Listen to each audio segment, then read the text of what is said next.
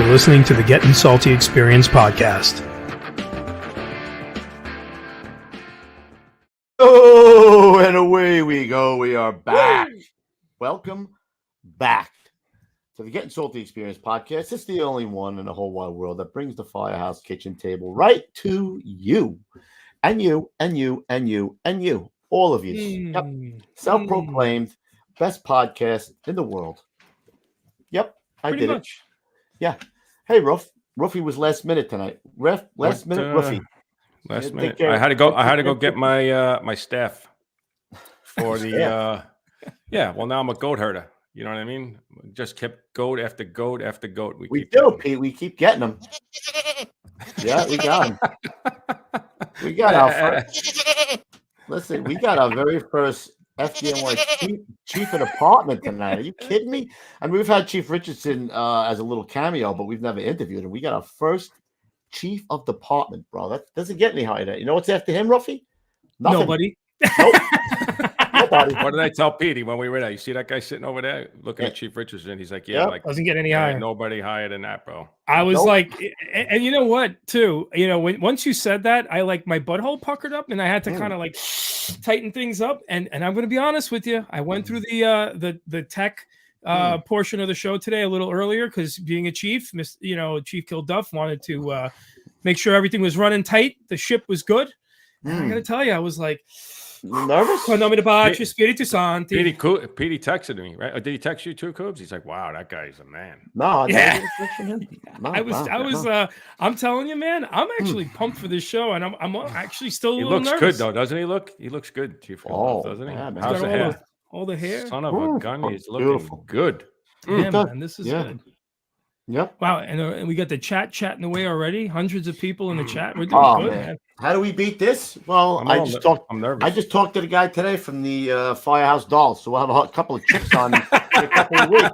Just in case, we like highs and lows. Highs and lows on this show, bro. Yeah, you can't keep going straight up. It's like you got to plateau a little bit. It'll be a fun show. It's going to be a Monday night. We got the Firehouse Dolls coming on. I just talked to him today. That's going to be great. That'll be a fun show, right? I think either the 4th or the 18th or the 25th, something like that. I don't know. I got to look. Should be a fun show. Yep. About 4 or 5 Firehouse Dolls. And then my boy there. Yep. And his wife. And then Petey, me, and you. It'll be a fun-filled show. Oh, that's going to be fun. Yeah. I mean, listen, it's all about different looks, right, Kev? That's what we always say. It is. But tonight I got my serious game face on because we have a very serious guest. Got to be a little serious. I got to be a little serious. I got to be a little professional. I can't be throwing F-bombs around. And let's get serious, Pete. Why don't you get serious and why don't you give him a little plug arena? Well, you know what, guys? A little plug arena. Let's get serious. Yeah, a little plug. All right. Well, you guys know the freaking deal. GettinSaltyApparel.com, guys. That's how we pay the freaking bills around here. We got hats. We got hoodies. We got t-shirts. Lots of t-shirts. New t-shirts. What's the new one, Kev? Follow the Smoke. That one's coming out. Oh yeah, I just sent it to Ruffy. Where do you work? Yeah. Follow the Smoke. I'll give you a quick shot of that one. I got it. You keep going, Pete. Yep, follow the Smoke. We got it. Firefighter accessories as well, pint glasses and shot glasses and all kinds of awesome stuff. So, guys, if you want cool fighter fire apparel for yourself or for a friend or a family member, head on over to. Oh, there it is. When you ask where I work. Follow the Smoke. Follow the Smoke. That is BDS. I love follow the Smoke, dude. There nice. And you guys can find that at Gettin Salty. Well, not yet. You can't. We haven't even printed it up yet. You will find that at GettinSaltyApparel.com. Good recovery, Mav. I switched tenses. But also, guys, if you want to support us tonight, right now, right here, today, because we bring you the best guests in the industry. Who will bring you Chief Kilduff? Nobody. Who will eventually bring you Chief Richardson? Nobody. Who brings you all the saltiest, crustiest firefighters in the game from the FDNY and other departments, as you've seen? Nobody. It's right here on the Gettin Salty Who brings you the Firehouse Dolls? Nobody else. Nobody's bringing you the Firehouse Dolls. So if you feel like throwing us a few shekels, throw them in the super chat. And if you absolutely, positively need to ask a question of Chief Kilduff, number 1, be respectful. Number 2, be on freaking topic. Don't be like listening to his 9/11 story and be like, ask him if he knows Timmy Smith from ladder 238-254.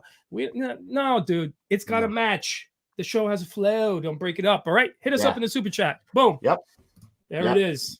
I'm a serious guy. Here he is. But he's got perfect It's hair, like too. 5 minutes of my life I'm never going to get back right there. Whatever. Wait till you see his Whatever. That's a good recovery. Good recovery, Map. All right, so let's bring him in. He's got a great haircut. I love it. Was also the chief of the department, bro. How you get higher than that? You don't. Here he is, Chief Kilduff. There he is. Hello, gents. And Louie, at what point do you think he said, "What the hell am I doing on this show tonight, bro?"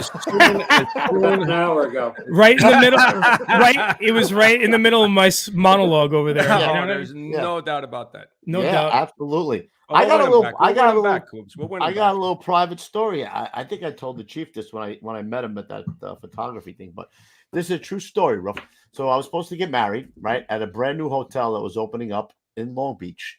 There's only one problem. It never opened. And like 2 weeks before the wedding, the Alegria calls me up and says, "Hey, Mr. Kubla, how you doing? Remember I told you we were going to be able to have you wedding here? Well, we're not going to be able to have your wedding here. It's not going to happen." So my wife went into immediate tears and immediate panic 2 weeks before the wedding, and we can't have a place. So what do? We hire a wedding guy, a coordinator, and he says, "Why don't we have it on the beach?" I'm like, "I don't know anybody on the beach." So they said, "Why don't we go down to one of these beach clubs and see?" So my brother says, "I think I know Chief Kilduff. He's a member of one of the beach clubs down there." Wow. Chief Kilduff doesn't even know who I am, sponsors me. I have my wedding on the beach. Was that the best wedding ever? It was. It really was. And it was all thanks to this man. He probably doesn't even know who I am. Yep. I didn't get a big for that, though. He cramped up. He cramped up. Chief Steve didn't do that. He was supposed to give you the envelope. He never gave you the envelope. Steve, That cheap son of a gun. That cheap son of a. Well, Kev, before we get much deeper, I'd love to get patriotic. We got to get patriotic. You know the deal, ladies and gentlemen. The Pledge of Allegiance. I pledge allegiance to the flag of the United States of America and to the republic for which it stands, one nation, under God, indivisible, with liberty and justice for all.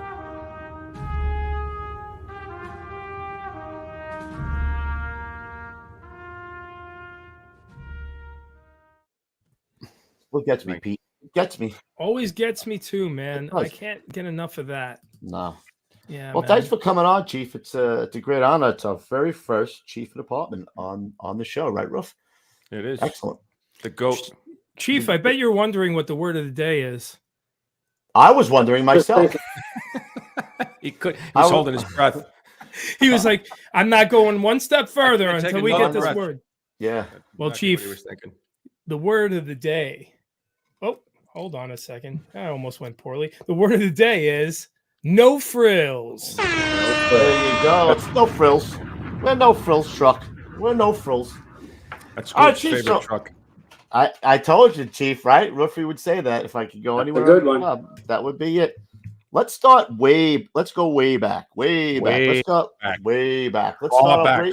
Give us a little early of Chief Ed Kilduff when he was a youngin'. Where'd you grow up? What was early life like for you? What made you want to be a fireman? I grew up in Flushing. I was in a house for first 15 years right down the block from 274 Engine in Murray Hill there in Flushing. Moved up a couple of blocks beyond that afterwards. Growing up was easy for me. Local St. Andrew's School, Bishop Riley High School, where we have quite a few, top level police and fire fighters went there. A lot of kids came out of those Catholic schools and joined both departments. Then I went up to Marist College for 4 years. While I was at Marist, a fellow named Jimmy Wilkins was a friend of mine. His father was a lieutenant. He says, "I'm going to grab an application for the department. Wow. You want an application for the fire department?" Sure. Fill out the application. We drove down. We took the test in Brooklyn someplace, drove back up. Everything is fine. This was 1971. Everything's fine. I'm now working in a place called Patrick's Pub out in Little Neck. I'm a waiter and a bartender out there. All seasoned men working there, a couple of women, all professional waiters with families and everything. I'm doing well.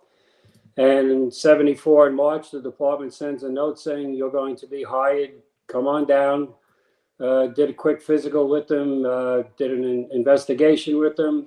And then, as we know, in 74, after the March class went in, everything stalled. Everything stopped.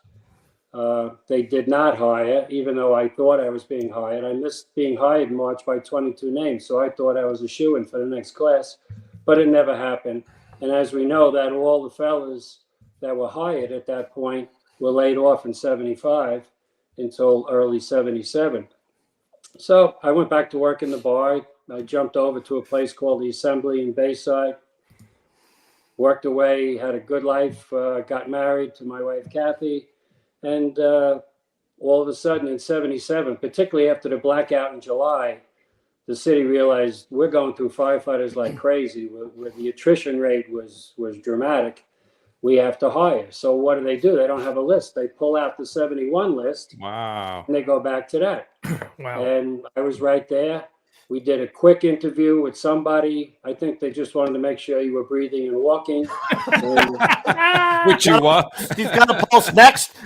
Show up at City Hall on August 12th and start August 13th over at the new Fire Academy. We were the first class to go to the new fire. Oh, well, yeah. Wow, that's cool. So, speaking of Fire Academy, we did our 8 weeks in the Fire Academy.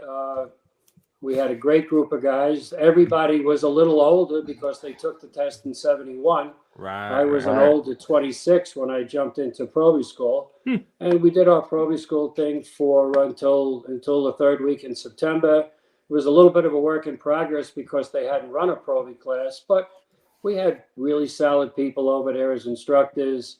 Jim Weisenberger ran the class as a captain. He was as squared away as they come. And we managed to get through it. I think the idea was we're going to put all these guys through, and then if we find out there's some flaws, that there's some problems, we'll just pick them out one by one. And actually, that did happen with a few of the guys. But first, they put them in and got them going.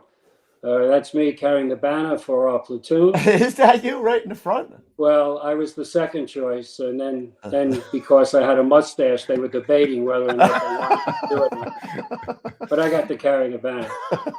So they figured they put all these guys in. How big was the class? It was I think it was about 125, 130, something like that. And they figured they just weed them out, right? They weed out any of the. And they did 3 classes off that 71 list. Bang, bang, bang, right up leading up to December. They got 3 quick classes in. They got us out to the firehouses. And they started backfilling some of the places. You could see some places were severely depleted. So they backfilled a lot of places. So, it worked. We're there. We're ready. We're on. Could I say that I always dreamt of being a firefighter? I was just going to ask you that. Yeah, I really can't say that. But growing up down the block from 274, I hung out with a bunch of guys that lived right across from 274 almost. And the firefighters in the firehouse, they were always nice to the kids. When they went out on the run, we'd walk into the firehouse, we'd spin the turnstile there, whatever they call it, with all the boxes on it. It'd be marked, it'd be written after they took the bells down. They'd write the box down, 4460. You'd find out Roosevelt Avenue and Parsons Boulevard. We'd ride our bikes down. Then they'd accuse us of pulling the box when we got there. Allegedly. Allegedly. But I got a nice taste with the fellas in 274. And I mean, let's face it, I lived down the block. They had a second section for some reason back in the 60s. I don't know why. It was a big hose wagon. I don't know why. So two pumpers had come racing up our block a few times a day and night to go someplace to a box somewhere. And it's exciting. We had a couple of local firefighters in the neighborhood. They were good guys. So, I wasn't going to be a lawyer. I wasn't going to be an accountant, a businessman.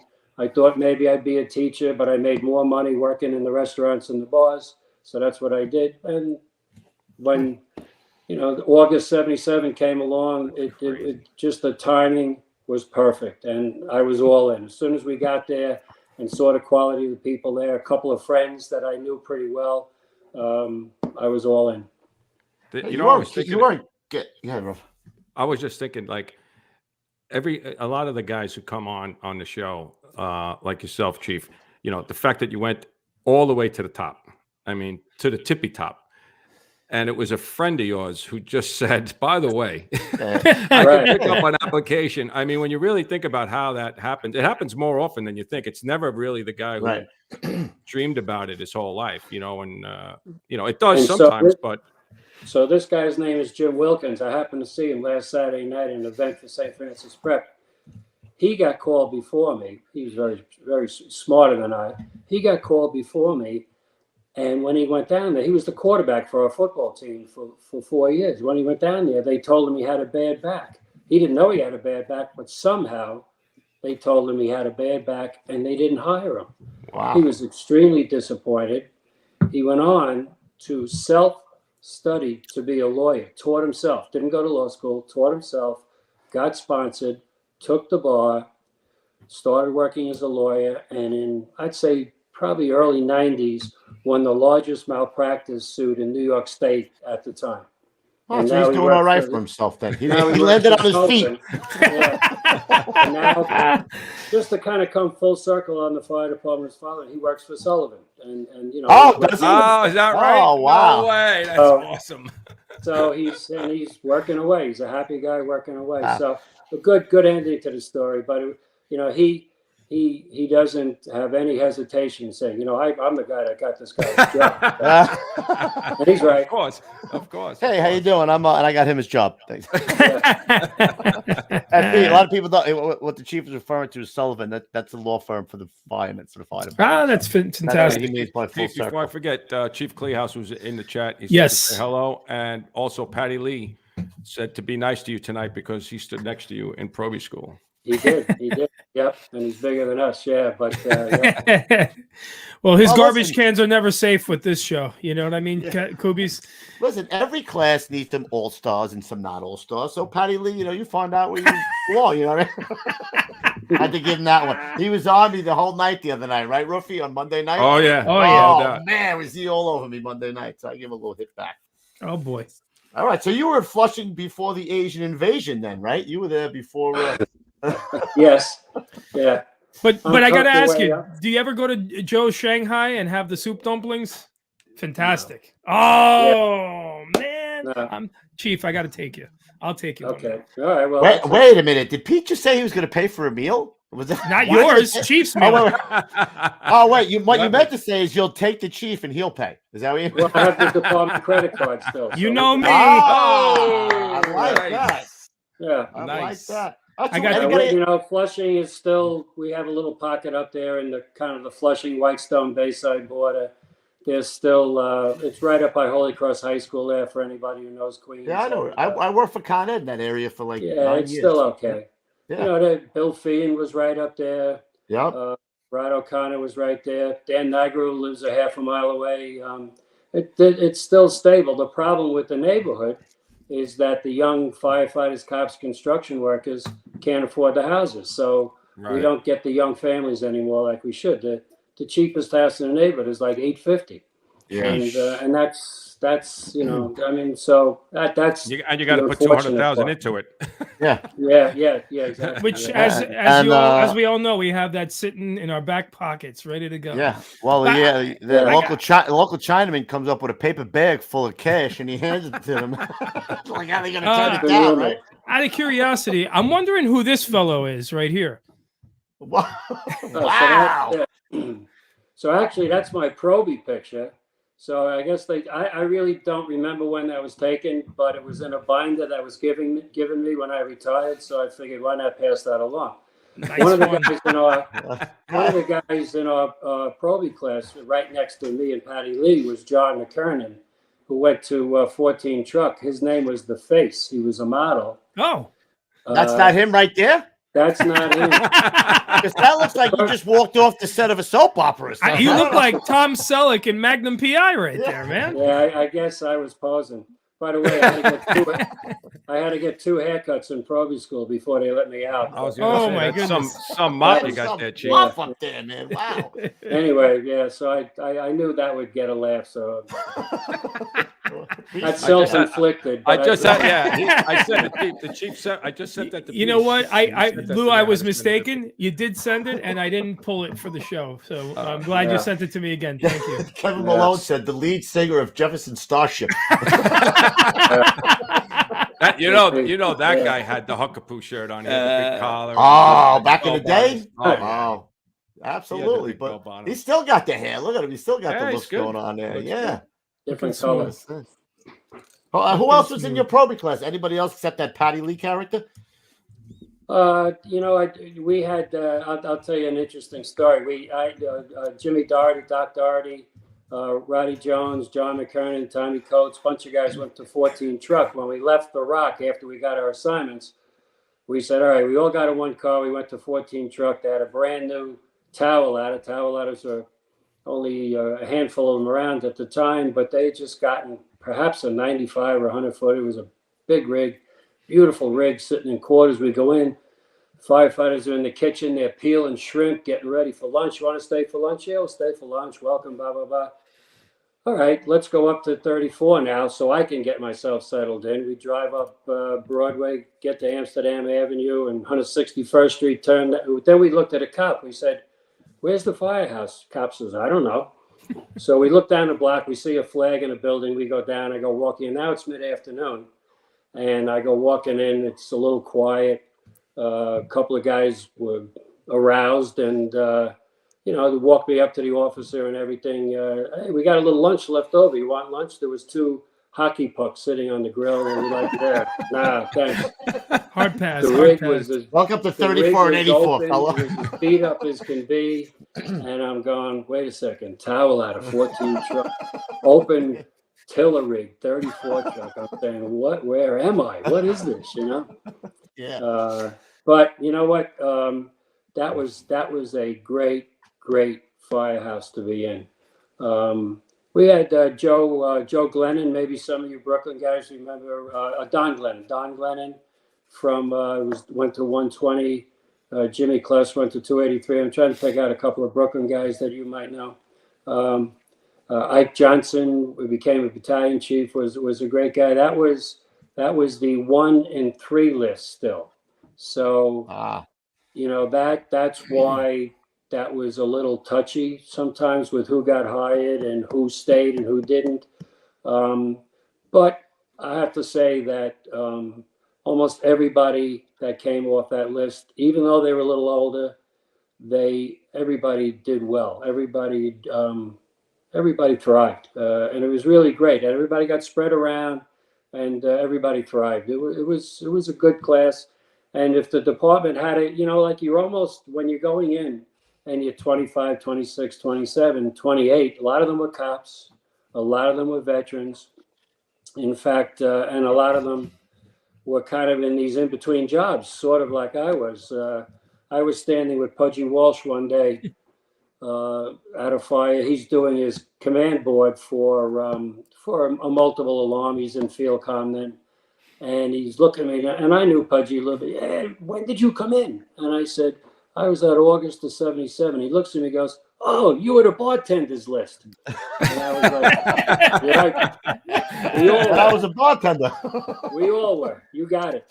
But it was a good list, and everybody got us. And then right after that, 2 more classes came in, and it was a perfect time to come in the job because there was a void with no probies. So now you're the probie, and you're really the probie because the next guy is coming back from the layoffs, and he's got a chip on his shoulder, and he might have been a Vietnam vet, and now you're the probie. So you had to make adjustments, and you had to be the probie. But that was fine. There was no problem with that. It could have been a decade before they've seen a probie in any single firehouse. In some places, I think it might have been. I think it was. I think you're right. Yeah. And in fact, there was some. I heard John Norman tell a story about the guy like probies. I don't know anything about probies. When he went to find out his assignment, at least we got it at the Rock. I didn't have to go to the firehouse. Yeah, right. And get it from a guy who either read 209 or 290. Right. I thought that was a good story. Yeah, that was good. Yeah. Right. Gee, what was when you went up there? What was the neighborhood like at that time? Washington Heights was all Dominican and Puerto Rican, but much of the Puerto Rican was second and some third generation. And the Dominican was mostly first generation. And, but it was the densest neighborhood in the city. It was all apartment houses or walk-ups. And it was as dense as can be. And every apartment was full of people.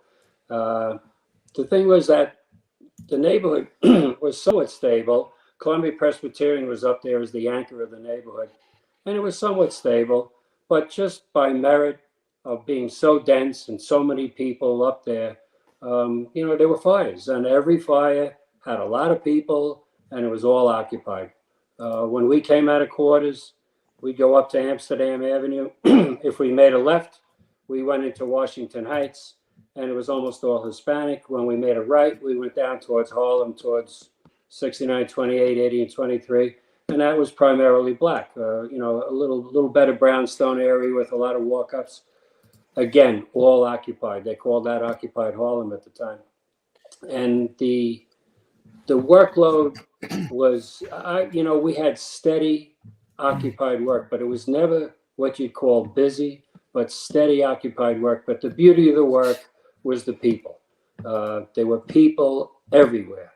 And, you get a good mattress in a hallway or a couch fire in the middle of the night, you jump off the back of the rig. We would tell you jump off the back of the rig and drop 4 drop ladders because there'd be so many people on the fire escapes. And then here 1018 for a couch fire.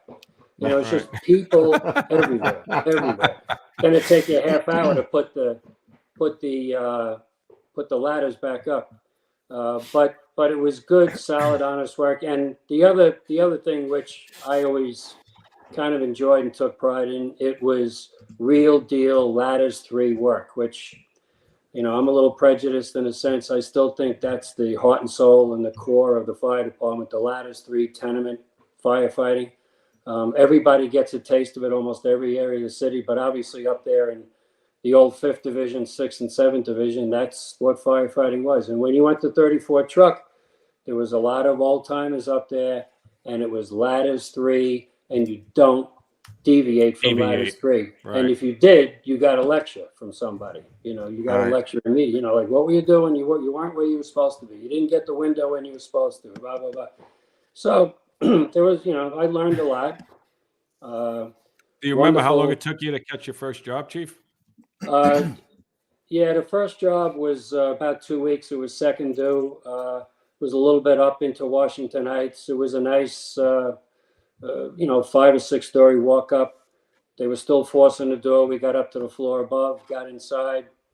We had some extension in the radiators and the floorboards, things like around the moldings and everything of the thing. Nice. So what do? We're pouring pots and pans of water and everything down the holes and everything. Brought a line up, washed things down, did our search. I snapped my first hook. The first job I had, prying away in the wall baseboard. Yeah. So that was, they forgot to tell me that part, So that was a little awkward, but nice. I had that. It took a few weeks to get a nice first due job. But the other thing about back then was forcible entry was really, it was probably 50% of the job in most of these apartments, especially in neighborhoods like this where everybody had police locks, fox locks, 3 locks, right? Everything propping the doors up, gates on the windows. Sure. And no rabbit tools. No rabbit tools yet. Right. So it was all 1 and 2 Halligans banging away forever. When I nod my head, you hit it. Yeah. And that's plan B, plan C. Chief, I got to ask you, was the traffic up there a mess in Washington Heights the way it is now back then, or is it So even back then, it's the only place in New York City where people seem to be allowed to triple park. Yeah. There insane. were so many cabs up there. They all triple parked in front of the cab shops. We had a tiller, and you needed every bit of the tiller to get around the streets and the corners and everything else. I know it's as dense as can be. Wow. even You back know, I had then. good officers. I had a Puerto Rican officer, actually. His name is Raul Herta. So that helped a lot because when you needed answers from people, you got answers. He spoke Spanish. Mike Hill, Kevin Reedy was a Brooklyn guy, came up to the 5th Division. We had a lot of Brooklyn guys who moved upstate in those times in the 70s and 80s. And a lot of them settled into 84, 34, 93, 45, 80, and 23 because they could come right down over the bridge and be in the firehouse. Jack Flynn, his name was, we called him Jocko, was our captain. Billy Maloney came later on. He was a firefighter from Engine 41 that I thought was one of the toughest, best firefighters I ever saw. He was the same way as a lieutenant. Just all of a sudden, the demand level from an officer went up when you dealt with Billy Maloney because he just demanded the best out of everybody. Really wonderful guy. He won Gordon Bennett Medal for getting a telephone company guy out of a garage when a basement blew up and the whole floor buckled and everything. He got him out. This was like in the early 90s, maybe 90, 91. And one of the things the firehouse did was his mother was still over an island. The firehouse went over, brought his mother over for Medal Day and surprised him with his mother for Medal Day. And he won the James Gordon Bennett for this rescue. I mean, and it just shows you the character of the house that they were able to do that. Yeah. Vinny Savarese, who a lot of people know, for many reasons, but running the ski trips and the dive trips and everything was there. I had Donnie Anderson, Charlie Roberto, Pete Fahrenkopf, who was very instrumental in getting all 140-foot fireboats designed and up and running, Mike Teleska. Unfortunately, the one guy that I went there with at a Proby school, John McKenna, fell through a roof in 1979 when he was asked, they were told to get off a roof, and he was walking along the parapet and he fell through into the fire apartment. Was burned very badly. Actually, jumped out of the apartment below onto the fire escape, and because that apartment was on fire, he swung himself on the fire escape into the fire escape in the next level onto the 4th floor, I think it was. And a tourist from somewhere in Scandinavia has pictures of this. Remarkable that he was able to do that, but he died a month later, unfortunately. Holy shit! I didn't even know that So story. he barely got going. Yeah, John McKenna. Jay Jonas, when he does his Division 7 newsletters, did a story about him and used John's story to write about, all the perils of, top floor firefighting, roof operations. And he was walking where you should walk, right? Yes, he was. Yeah, and he went through his terrible story. Yeah. But you know what? It was. We learned a lot. Highbridge over in the Bronx was burning like crazy. They had this 2 or 3 year window where a lot of the people that were in the traditional South Bronx got vouchers for furniture, and then they got relocated over to Highbridge and up to University Heights there. And then the fires followed a couple of years later, and Highbridge went through like a burnout in a 2 or 3 year period. And we were third due in Highbridge all the time. I did a lot of firefighting over in Highbridge, a lot of roof work, a lot of cutting, things like that. It was exciting to go over there. We spent a lot of time in the Bronx, either relocated or, 3rd, 4th, 5th truck. My first real deal fire was, remember when the Yankees were in the World Series and they had the school burning 2 blocks away. Yeah. Howard Cosell says, Howard Cosell is burning, right? Yeah. So 84 engine was like maybe 3rd alarm. So the guy said, get on the engine, go to the fire. So I went to the fire, and that was pretty exciting because that was a big job. So that was my first big job, so to speak. Wow. Historic job. Howard Cosell. So you think I can't imitate him very well. So 6 years, you were there for 6 years, and you got promoted. So how long there before you realized you want to study and be an officer? Well, you hear the story all the time. Once there was kind of the back of a lieutenant's list at that time, and there was a couple of officers walking through, and I said, if that guy can do it, I can do it. But that's a common theme. More importantly, I had good friends that were hired in 74. Jimmy Keene, Kenny Eichel, and even more so Al Hagen, who we all know, and Kevin McNally. Kevin and Pat came together, but were brothers, but Kevin McNally. And we were all good friends. And, a couple of years after I got into 34, they said, we're going to start studying. I said to myself, these are my best friends. I'm not going to stand at a backyard barbecue and they're lieutenants and I'm a firefighter. I'm going to start studying. So, myself and Pat McNally, who was a good friend also, he was in the next class in 77. We just started studying right away. A couple of years into the company, but we started studying. And fire tech was just getting going also then. Matt Murtaugh got it going. And it was easy. Delahanty had pretty much shut down at that point. Fire tech got going, and it was easy to study. And the books were there was a significant amount of books, but you know what? To me, it was very intriguing, and you're learning to be a firefighter. So why not learn to be a better firefighter by studying? So if that's the worst thing studied, that comes out and of we it. we got into it. I was the only guy in 34 studying. A lot of the guys were older. It was almost kind of passed them by in a sense. They were pretty established. I was the only guy studying.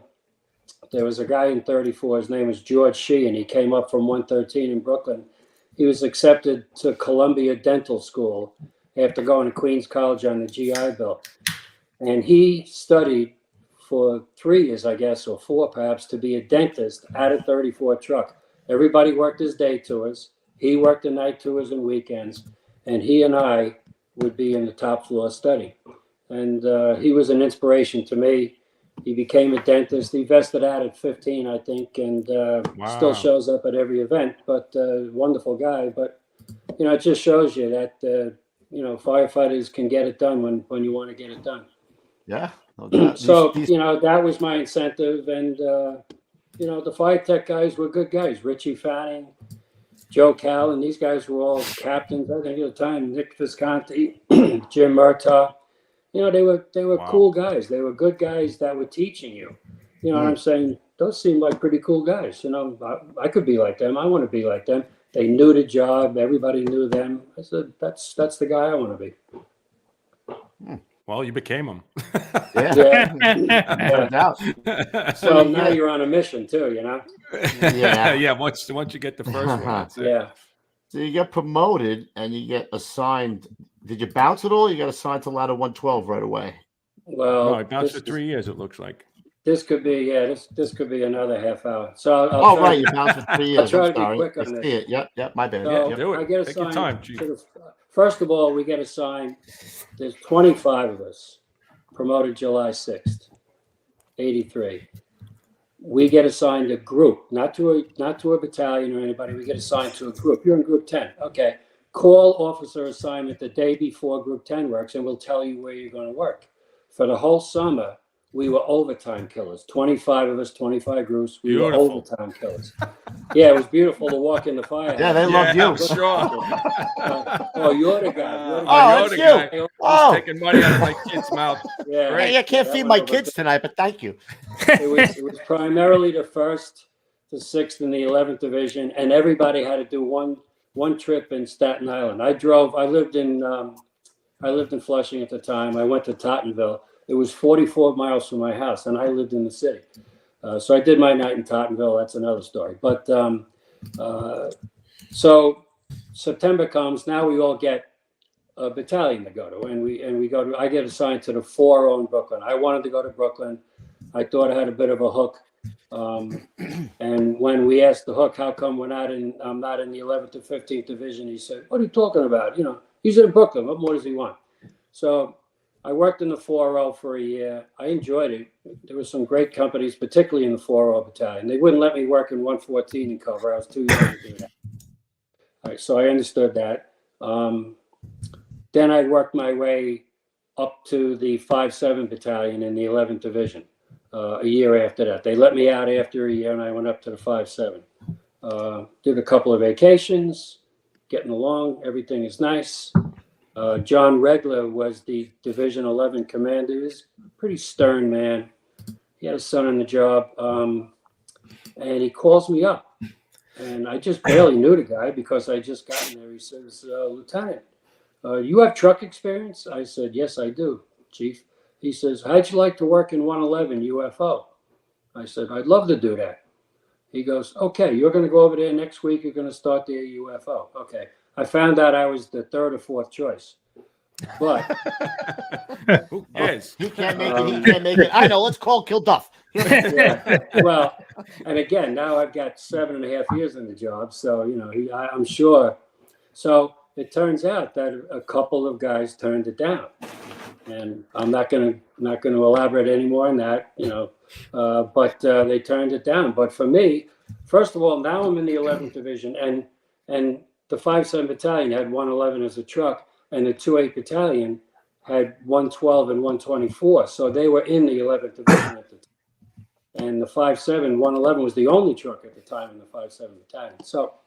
So I said, I'm all in. I come out and tell my wife I'm going to 111. She says, you were off on Thanksgiving. I said, well, no, I'm not now. Okay, I'm not off, but okay. I don't know if I nickel for every time I did that, right? Yeah. No, and I show up in 111, 7.5 years in the job.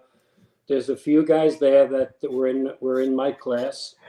Mike McGrody, Roddy Riches, Jimmy Riches' brother, Greg Evans, and they were good guys. They had worked their way there,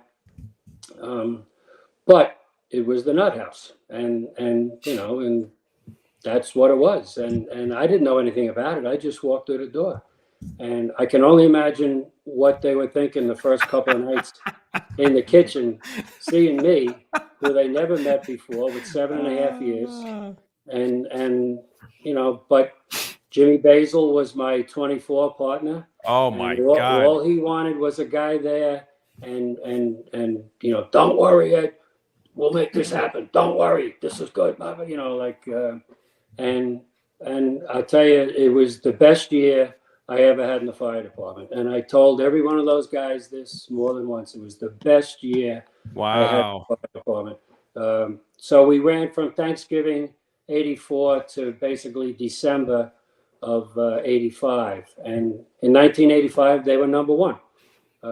Runs, workers, OSWs, everything. Wow. And so yeah, I thought I was a decent firefighter with all of 6 years and 34 truck. I know I got promoted early. I covered for a year, went to a couple of nice jobs, landed in 111, but I'm a novice. I'm really a novice. And they taught me how to be a firefighter and a fire officer. When you're working with Dennis Conway, Tommy Craig, when you got Bobby Schaefer on the irons, almost every tour you're working, oh my God. Charlie Williams there, just phenomenal people. Even the younger guys, Mike Leamy, Bobby Austin, Rudy Weinler, Greg Seminara is another guy that was there that I came in with. They came over with, like 5 years ago after doing some time in a couple of other companies. They had so much fire duty under their belt. It was automatic, out the door they go, the rig jumps in front of the building, the bucket goes up, and they're banging away, and it's almost like they're willing the fire out. They're just so well rehearsed at what they did. Wow. Minimum communications, just everybody did their job. So, I'm certainly be the first to say they taught me how to be a fighter. They taught me how to go, how to get in, how to be quick, how to look around, how to talk, how to communicate, how to get a better sense of my surroundings. And by the way, going back to Ladders 3, once you pop the door, you're running into a flat. All the rooms are running off to the right or left, not doing in the approaches. Everything is somewhat methodic. Right. The fires are much more methodic because the lines are more deliberate, being stretched. One company stretching, 4 firefighters stretching a line up 4, 5, 6 floors, takes a few minutes. Forcible entry. Now we're ready. Let's go in. Down there, obviously, as you know, 3 or 4 lanes through the door, bang, you kick the door in and bang, you're going. Every good all hands, you're back in the firehouse in an hour. Up in the 5th, 6th, and 7th division, every good all hands, you're back in the firehouse in an hour and a half, 2 hours, because of the overhauling and it's big, everything building. else you're doing. So it was different, but it was good different. I mean, I can't say enough about those guys and what they taught me, what they did, and everything. It was pretty remarkable. Kenny Conley was there. Bob Daly. I don't know if there was a older fellow named Bob Daly there. He liked to kind of enjoy himself a little bit as the tour started, and he was always the OV. He was always in the bucket, and he was always behind me I could see him in the mirror all the time. The open cab, and as 111 was rapidly turning corners to get to the boxes, he'd be holding on and he'd swing out, and then he'd come back. And then he'd swing out. And every turn we made, every right, so I should be going this way, every right-hand turn we made, I had to check to make sure Bob Daly was still there. Was still that? He was always there. He was always there. As a young officer, right? You're going like this, and how many parts? Oh man, I held my breath a lot down there with the way these guys responded. Hey, Chief, how did you feel about going from that's the point I thought you were making. So you went from old law tenements, new law tenements, and now you're in the brownstone area, right? 111's pretty much. I mean, they're right in the middle of the brownstones. How did that? How long did it take you to get comfortable with that type of? I think because of the people you were, and don't forget the companies that are there too. You're running in with 235, 214, 222, 217. It took about 2 weeks to realize the pedigree of all these companies, and to know that everybody there are quality people with plenty of experience. So you never had to worry who you're coming with or who you're responding with. All you got to do is just show up. And 111 had 222 single, 217 single, 230 single, 235 single. So 111 ended up first due to a lot of those companies. So a lot of times they had the line at the door before you even showed up. They were so good. But it took some getting used to. But the speed of the way things happen, and the speed of the communications, and the speed of getting the reports back out to the chief outside was quick, and it was good. It was quick, and it was really well orchestrated. It was a well-oiled machine. So yeah, it took a little getting used to. But when you're in good hands like that, like I said, they're bringing you along. They're making you a better officer in a sense. Right. How's the searches done? What do we got extension-wise? Done. Okay. Okay. Right. Bobby Schaefer didn't think twice about, we'd work our way to the front window. He'd take out the window, and I'm saying, hey, we got a lot of fire in here, and I think we got fire extending upstairs. He'd be, Chief, get a line upstairs quick. We got extension upstairs. And I'm going, I thought that was my job, but that's Bobby Schaefer. Right. So who am I? The chief did what he said outside. Oh yeah. So I was in good hands. I had a great 4th of July night, probably the best 4th of July in the department when I was there. We went from we got a unit citation in Bushwick when all the Bushwick companies were tied up, to going down to Fulton, Flatbush, and Church, to like a 4-alarm taxpayer fire at like 6 a.m. It was like one of those 4th of Julys that every firefighter always dreamed about, and it was just, I still keep a real good relationship with a number of those people. We became friendly, they took me in. I just love working there. So I did my year there. Then speaking of Pat Lee, I went over and I spent time over in 124 when Jim Elson took a detail to be a lieutenant in Rescue 1. Worked there about 5 months. I was the junior man, probably 2 out of 3 tours. Still, Patty Lee and Danny Buckheit, who you heard Joe DiBernardo mention, Yeah. With two guys that came in with me in Proby school, so I had them. But after that, Patty Schweiger, Pete McCarthy, Schweiger. Angelo Catalanato, and that was another squared away place that you didn't have to say much. It was just that there was so much fire duty under these guys' belts that it just kind of ran itself. Once in a while, you'd have a little conversation, call it a drill, but it was really almost to educate me to what you guys do. Tell me what you guys do.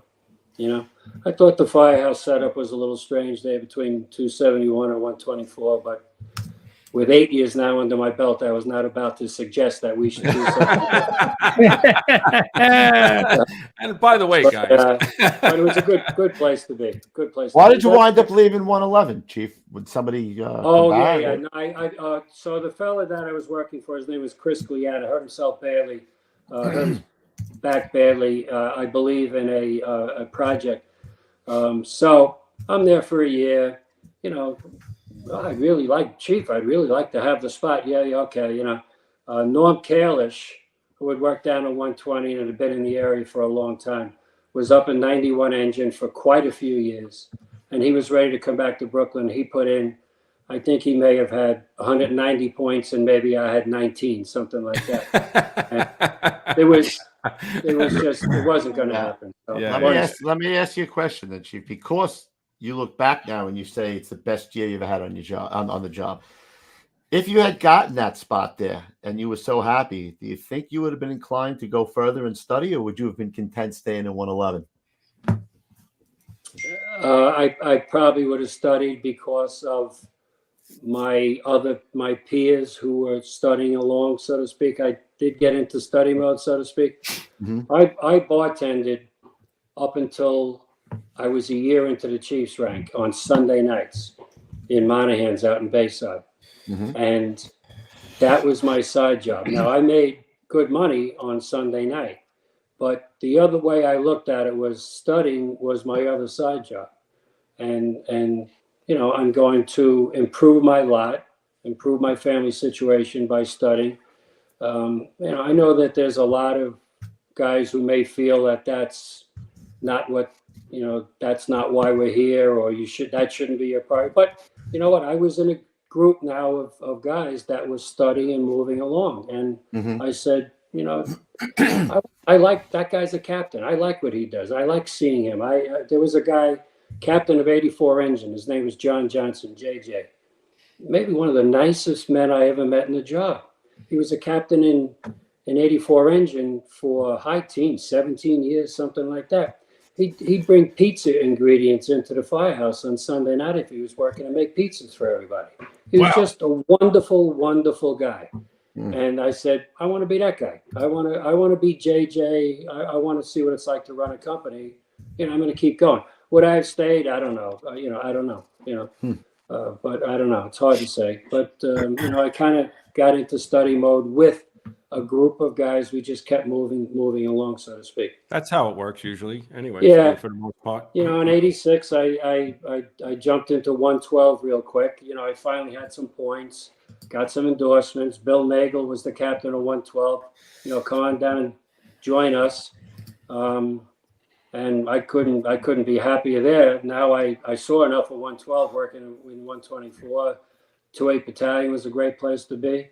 And I was thrilled. When I got to 112, what I found, there was a couple of senior members, but most of the firefighters there were exactly like me. They were all now 9, 10, 11-year guys, a couple of more senior guys, but 9, 10, 11 years in 112 or in 277, or something like that. And again, everything there was full speed ahead. Now you want to talk no frills? Oh, hey! Shalom! I got to pour myself drink here. Obviously, one of the nicknames of 112 was the no frills truck. Yep. I used to call them coal miners. I used to see the pictures of coal miners in Pennsylvania. They'd have their lunch pail, their helmet on, and they'd walk into the mine at 7 in the morning. They'd come out at 4 with black faces, and they'd go home with the lunch pail. That's what the firefighters in 112 were like. They were coal miners. They didn't want no frills. Meant we don't do this. We're not chesty. We don't pat ourselves in the back. We just do our job. I like that. Relax and enjoy I ourselves. don't think I heard that from Potter. Potter didn't give me that information. Yeah. Okay. Yeah. And a bunch of salty guys doing the work like this, you mean? So yeah, that was another posed picture there. So salty guys. That was another wonderful experience. Great guys. Larry McCarthy from 120 was my 24 partner. Larry had 7 daughters, and I was running little league basketball teams, this and that. And I needed off because I had a busy life. I was, raising kids, and I was a busy guy. So sometimes you couldn't go to work, on a Saturday because you had a basketball game with your kids or something like that. I'd say, Larry, and the 11th division, you filled out a monthly sheet of all your mutuals. They wanted it by the month. I said, Larry, I'm going to fill out the sheet. Any daughters' birthdays this month? Oh yeah, Katie is the 4th, and Susie's the 25th. That's all he wanted off was his 7 daughters' birthdays. Otherwise, I would fill out the sheet. Larry, I put a copy in Larry's pocket, send him home, and he'd always show up when he was supposed to. Besides, you can't get a better 24 partner than that. Oh my God. He was the ultimate best 24 partner you'd have. Gold. Just the 7 daughters. They got in the way sometimes, but other than that, imagine that. He was great. Guy went bankrupt on weddings. Larry was easy to get. You probably, Larry couldn't help himself. Every once in a while, he'd have to say, they didn't do it that way in 120. And then he'd get tater tots thrown at him, or he'd get something. But it was a good office. Marty Humke was there. Like I said, Bill Nagel. It was a real good office. And real good guy. John Aaron was my chauffeur most of the time. 4 sons now in the job. Unfortunately, John passed away about a year ago. Tommy Hoey just retired after 41 years in 112. Pretty hard to do. Gene Cummings, Gene Hickey, Ronnie Caratu. Now, you guys probably know Ronnie Caratu. Love that guy. Came back as the captain of 112 after being a lieutenant. Ronnie was the chauffeur when I was there. Wow. Never did I suck my breath in as badly as when Ronnie was driving with the L pillars on Myrtle Avenue and Knickerbocker Avenue. Never did I suck my breath. And we had a phone booth on the side of the rig. When Ronnie drove, I wouldn't let the guys ride in the phone booth because there was no room for error. And, Chief, other than a mirror here, mirror there, we got there. I noticed something, Chief. You talk about like launched from guns. It was, you had to make a couple of turns to get out of quarters, but then you got on the avenues, Wilson Avenue, Central Avenue.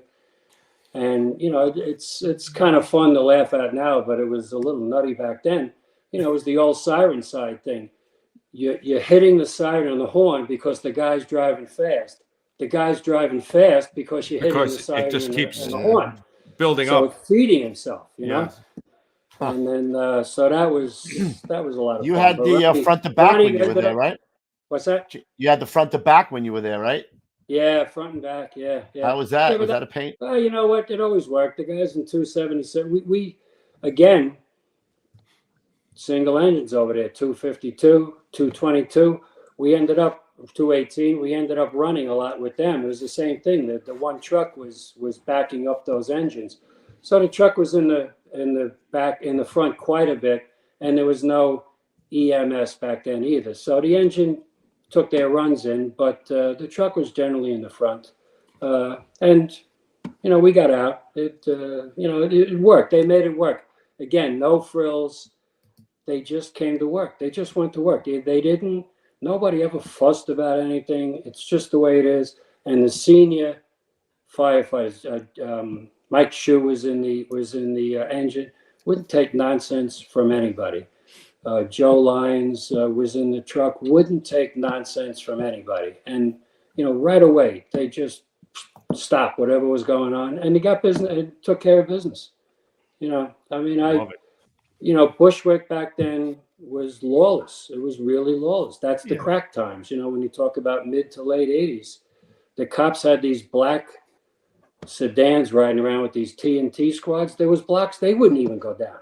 You wouldn't go down. You had to know, was it Jefferson Avenue or Jefferson Street? Jefferson Avenue, okay. Jefferson Street, no good. You almost had to needed an escort to get down the block. And the cops wouldn't even go down some of these blocks. Crazy.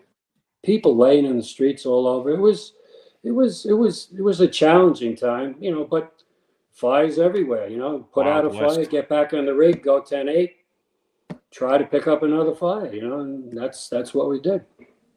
Good people, really good people. Chief, I'm noticing that, throughout the night so far, and we've been at this for almost an hour now, most of what you've been telling us, right, has been about other people, which I think really speaks to who you are as a person, because you're really recognizing the brotherhood here, right? I mean, do you think that's the most important component of the job? Yes. Yeah. And the short answer is yes. And why? Know who you work. Well, know who you're working with. Appreciate the people you work with. Be part of a team. You're part of a team. You're only part of a team. That's all. As a lieutenant, I'm part of a team. Now, I'd like to think that I'm the coordinator of the team and I have something to say. But when you have confidence in the team, all your job is to encourage the team and make the team work. And, when you're working in companies like that, at that time in particular, the companies took care of themselves, ran themselves. They almost didn't need a boss. In many cases, what was the boss? The boss was the safety Senior officer. guy. You had to put the reins on. More often than not, particularly in Brooklyn, you had to put the reins on guys. Slow down and take it easy. Whoa, where's the line? The line's not here yet. In they go. So, I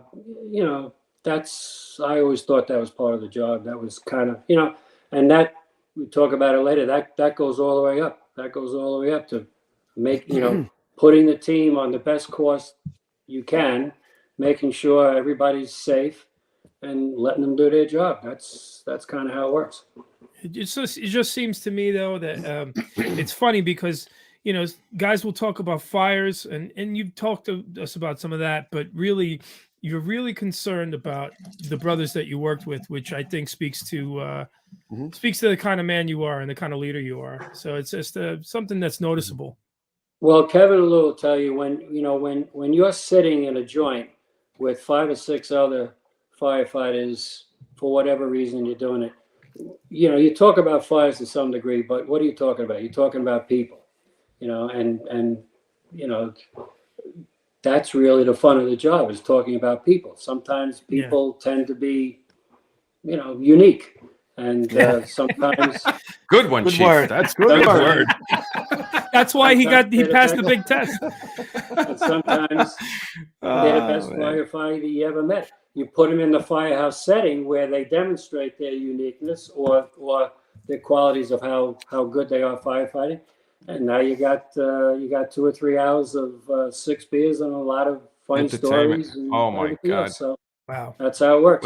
When you really think about all of the people right in your career, it's just it's incredible. And that's why I was telling when I talked to you, Chief, the first time, I'm like, you really, and we've said this on the show, you don't realize how special the time is until you're out, right? And then you look back, because when you're in it, you're worried about so many things, right? You worry, there's just so much stuff to worry about, and your life, right, outside of the fire department. Yeah, the wife, the kids. Right. When you look back at it, Patty Lee just said Kev is unique and Lou is special. Yeah. There you go. That's some of my bitch. It's not a bad thing to talk in code sometimes. Oh my God! On this show, anytime. Yeah. Now, thank you for the plug for family, because my wife is the daughter of a firefighter. Her father worked from 38 to 59 in ladder 131, 28 truck, and 130 in College Point in his last year, because he had a welding business out there. And then he went on to do 20 years at Kennedy Airport with Pan Am. Wow. He always talks about his time in the fire department. So when I was in the fire department, he'd always be asking, what's going on? What are you doing? Whatever. Right. But he always talks about his time in the fire department. And not that she remembers him being a firefighter, but she's a good partner, and my kids were good, and we made it work, just like everybody does. You make it work, Yep. and I always have to be thankful for that too. Was he around to see you, chief of department, or he had passed before that? Who's Your that? father. Your father-in-law, was he around to see you become chief of department, or No, did he? no. Yeah, That would be great. no. Wow. Yeah, chief, but not chief. Yeah. Yeah, I'm sure he was still proud of you, obviously. Yeah. Yeah. Can you All right, tell so us we have to pick up the pace here, huh? before we move on to ladder 112 from ladder 112 though? What happened here? Why did we get a medal? That was 112. That was just a fire that we had a good first floor job. While Pat Lee's on the phone here, I knew it was the last box that 124 responded to. There was nothing I was going to do on the first floor until a line showed up. I ran up to the top of the stairs, and I found a woman in the back in the kitchen, and I got the woman out, got her down the stairs and out. 124 came up the stairs as I was coming down, and John Hasselblad in 124 found a kid just beyond the woman. So we had a nice medal day on that job on Cornelia Street. Wow. That was a Columbia medal. Nice. Very nice. 88 maybe, something like that. Yeah. All right. Patty Lee said you also did a very good job at marrying up. He said. There you go. Yeah. That's what he said. Yeah. He's my agent tonight. Let's get it to captain then. 93. You get promoted. 89. No, 89. I don't know what I'm looking at right here. I'm looking at the wrong Right, number. so, All right, 89. I put my glasses on. Real quick, I go back to the 6th Division. I do about a 6-7 month UFO and 82 engine. Absolutely loved it. Wonderful firefighters. There wasn't many guys left report from Engine Company 82, but the tradition was there. They turned that like Brooklyn guys, which I was really surprised at. We had a great job. One of the, you guys all know Pat Dunn from the UFOA, who's now running the pension fund. I had one of the best engine jobs I ever had as an officer. Pat Dunn was a probie with the nozzle. We had maybe 4 rooms on maybe the 4th floor. Pat got 3 rooms done, and then I was like, all right, we somebody else got to take the line, and took the line. Pat got himself cooked a little bit. He was out on burns, and he never let me forget that. Chief, you took the nozzle out of my hand. I had one room. I said, Pat, I've always been a truck officer, and I kind of knew that something wasn't right here, So, and they probably had a guy with 20 years behind them. I said, hey, let's go. Right. Pushing Got him. the last room put out. We came back to the firehouse. This was maybe I was there 2 weeks. And we back into the firehouse. I get myself cleaned up. I hit AQ, and we're back to work. We get a run. Guy from the chauffeur comes up. He says, Cap, we're taking an hour and a half after that job. I'm like, oh. I'm back in the Bronx. I forgot. I'm not in Brooklyn anymore. Okay. All right. I forgot. So we took our hour and a half. But I love working there. But the guy who was the captain had an arm problem, and he was trying to get back. So I managed to stay there. So then 92 opened up, and Jack Schneider, who was the battalion commander in 92, was a good friend of mine from Bayside. We got together, and Jack, I'd really like to work in 92. I got the endorsement. He took care of business, and I got 92. Wow. And I hardly worked there, but I got 92. I got tested by a couple of guys in a good sense. He seems like a good guy, but I checked into him, blah, blah, blah. Okay. So 92 engine is like a captain's dream, and it's still a captain's my God, it's still a captain's dream. So, 92 and 44. senior guys, everything operated off seniority. Again, the experience level was remarkable. Now they have younger guys, but because they had so much fire duty under their belt, everything just hummed, you know. Two senior guys driving me, Herbie Galarza and John Rodinas. I think we only had maybe 75 or 80 first due boxes. We probably went to 10 ERS boxes after midnight every night we were there, so that was a bit of a pest. But, you know, wonderful people in the battalion. Jack Schneider, Jack McElroy, Bob Steiniger, Tom McGrath, seasoned guys, 25, 30 years. And there you go about that study question again. You watch these four guys operate, you say, I want to do that. I want to be a chief. I want to be a guy who's running the fire, running a battalion. These are the best guys you could possibly work with, you know. You know, I had great officers there. Harry Wanamaker, you have a shot of Harry Wanamaker, I think. Harry Wanamaker won a medal in 40 truck. Richie McVeigh, Mike Fitzpatrick came up from squad, won a medal. Jimmy Duffy took his spot. Pete, do you have the picture of me and Harry in the office together? Yeah, I got it right here. Yeah. Just Harry was he was my 24 partner in 92. I mean, what a gentleman, you know. And then, you know, in the truck, Al Hagen was in the truck. Mike Feiner, who you guys had on. Yeah. The saltiest of all the salty guys. Donnie Wasco, Gary Conley, great officers in the truck.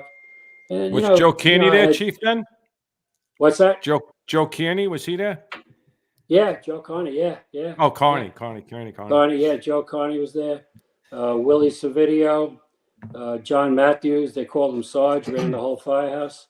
My probies were Kevin O'Hagan, who he had three other brothers in the job, the son of John O'Hagan, the SOC chief.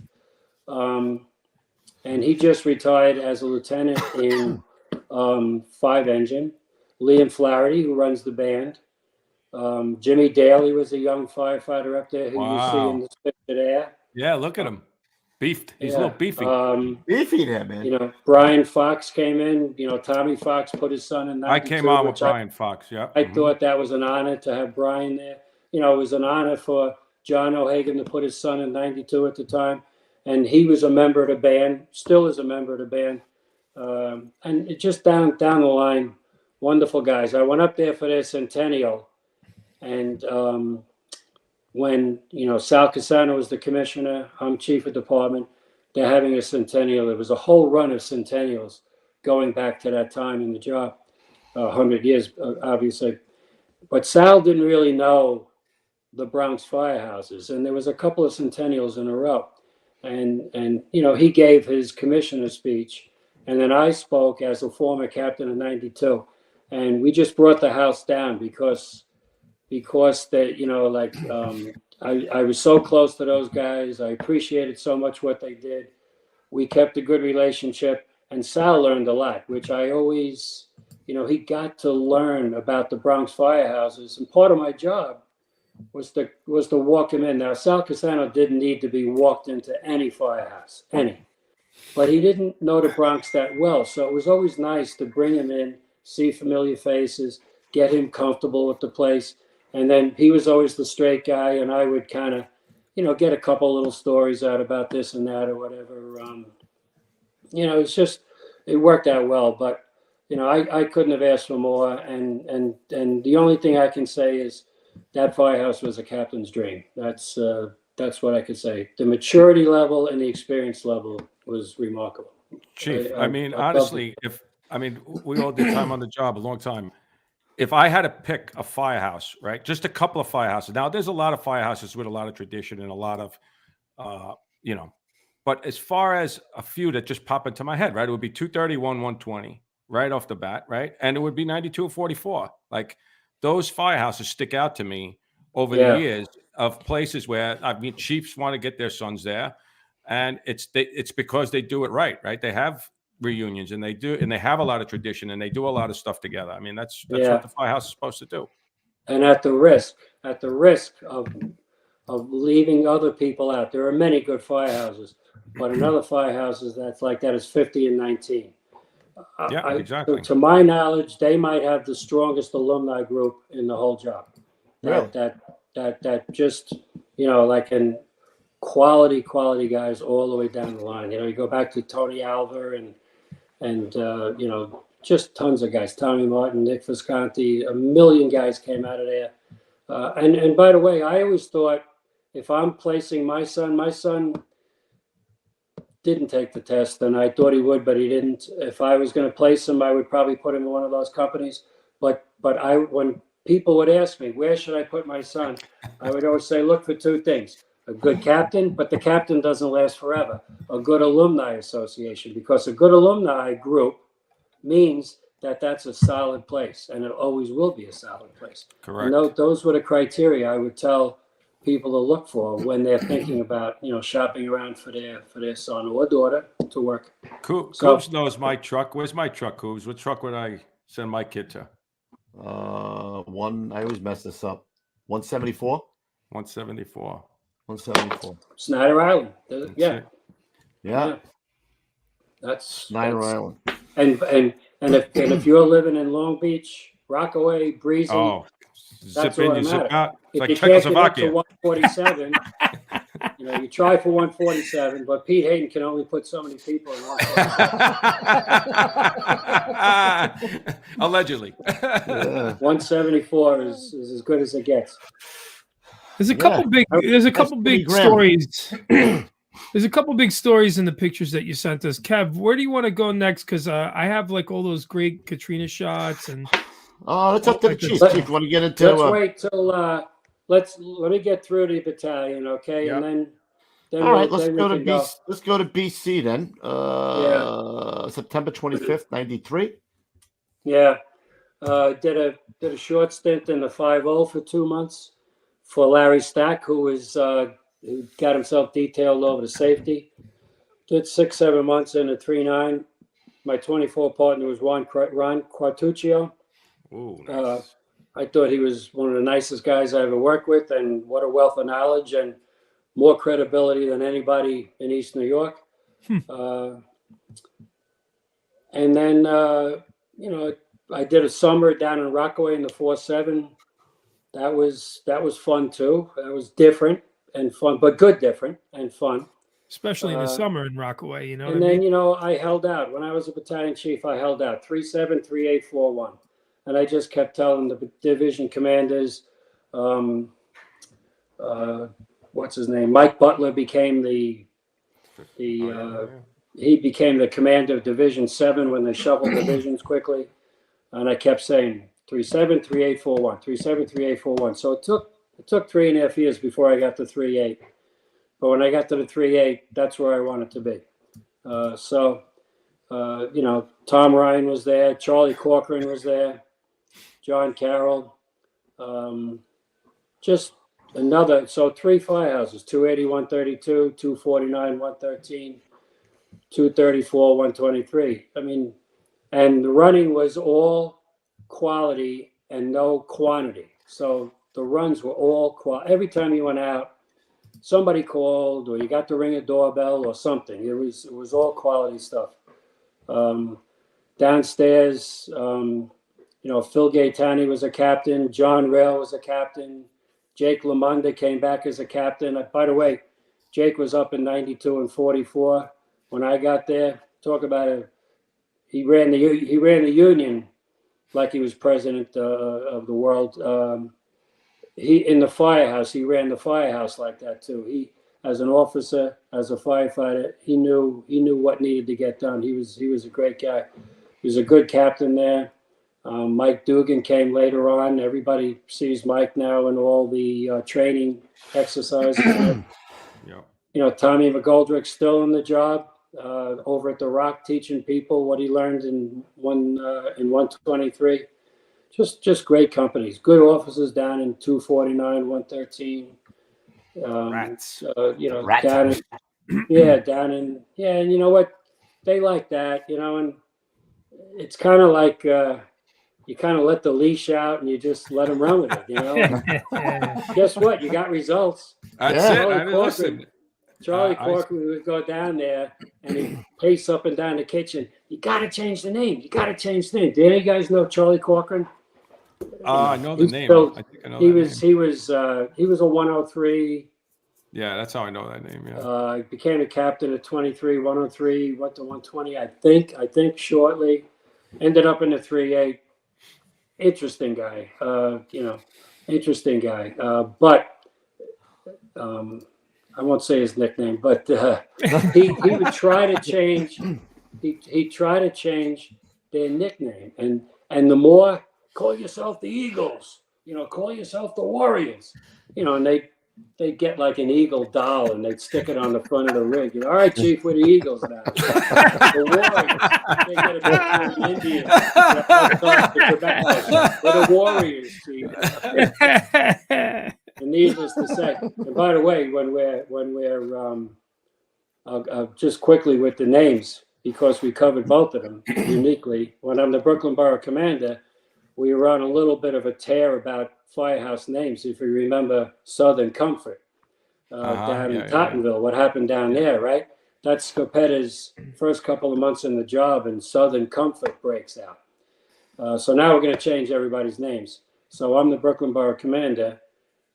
What's one of my jobs? Go over to the Nut House and tell them they can't be the Nut House anymore. Yeah, that's great.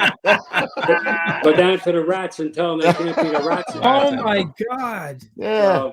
What's that like? Sheesh. The hookers, right? That was the other one. The hookers. They wanted that was kind of like let's work the mirrors as best we can here, and we'll just lay low, work the mirrors, just lay low, That all passed, but this too shall pass. I remember they made the patches smaller, right? Didn't they make the patches smaller at that time? Yes, yeah. The happy hookers. I remember.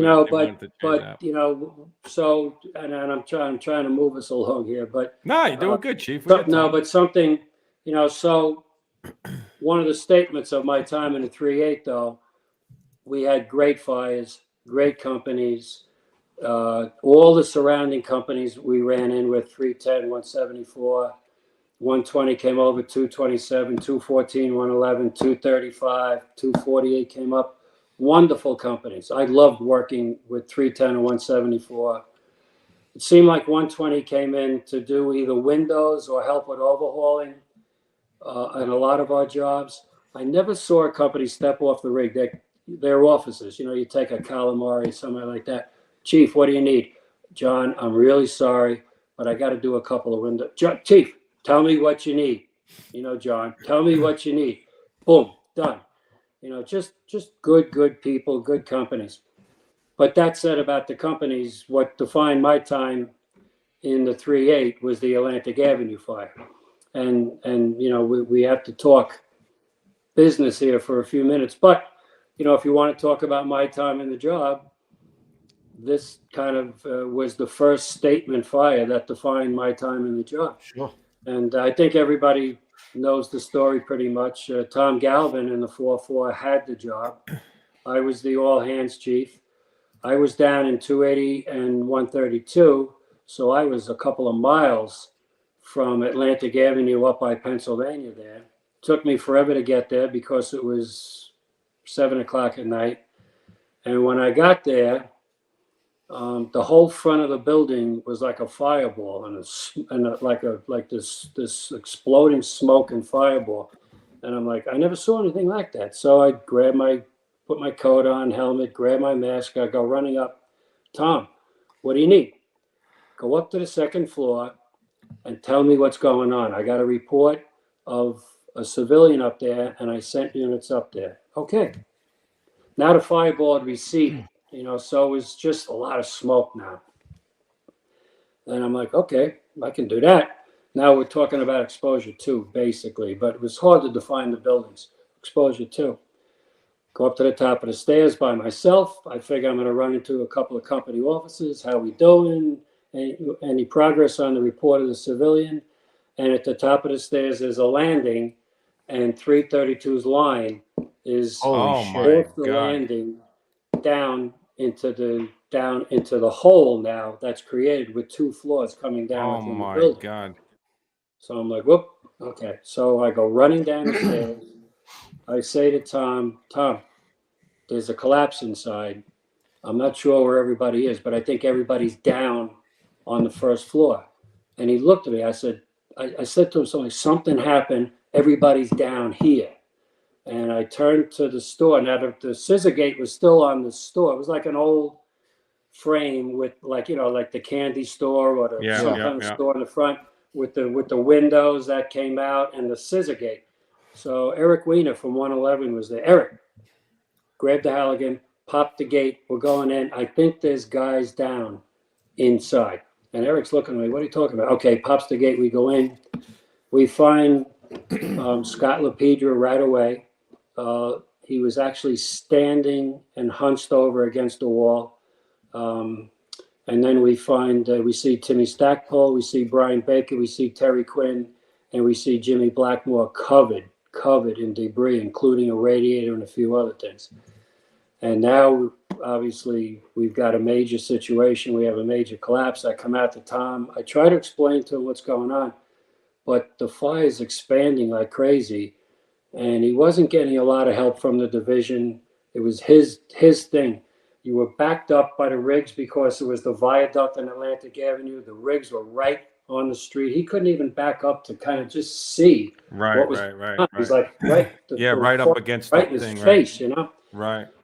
So I go back in, and now I grab a couple of Rescue 2 guys, a couple of 231 guys, a couple of 283 guys. We just kind of mustered guys that was waiting out front to get a job, stretch a line or get a job. And we got Scott Lepidra out right away. No ambulances yet, but we got him out. We got him on a board. We got him to an ambulance. We got Terry Quinn out. The whole top of his head, his helmet came off. The whole top of his head was cooked.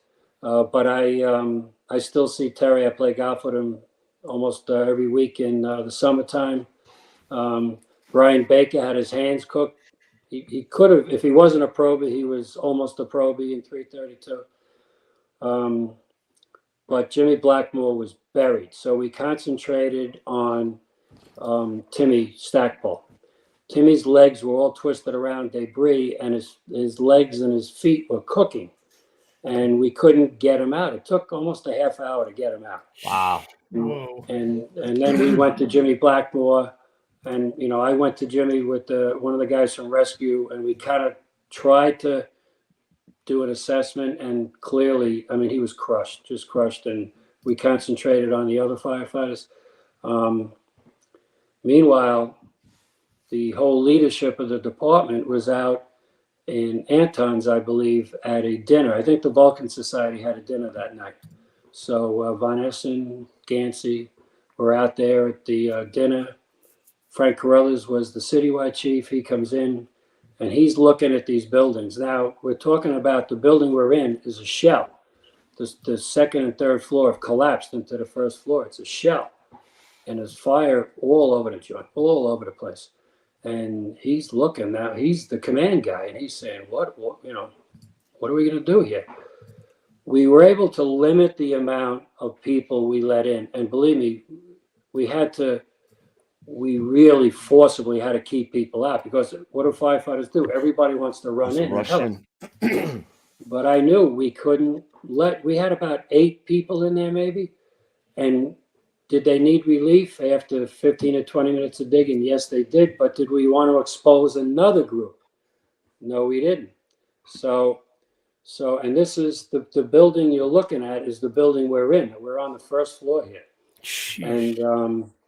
And we managed to get everybody out. But I know Carruthers told me later on, he considered pulling the plug on the operation, knocking the fire down, and not knocking the fire down and abandoning the guys, but he didn't know what to do. You look at that building, and you're the command chief, and you're saying, I got 3 guys trapped and 8 guys trying to dig them out in the middle of that building on the first floor.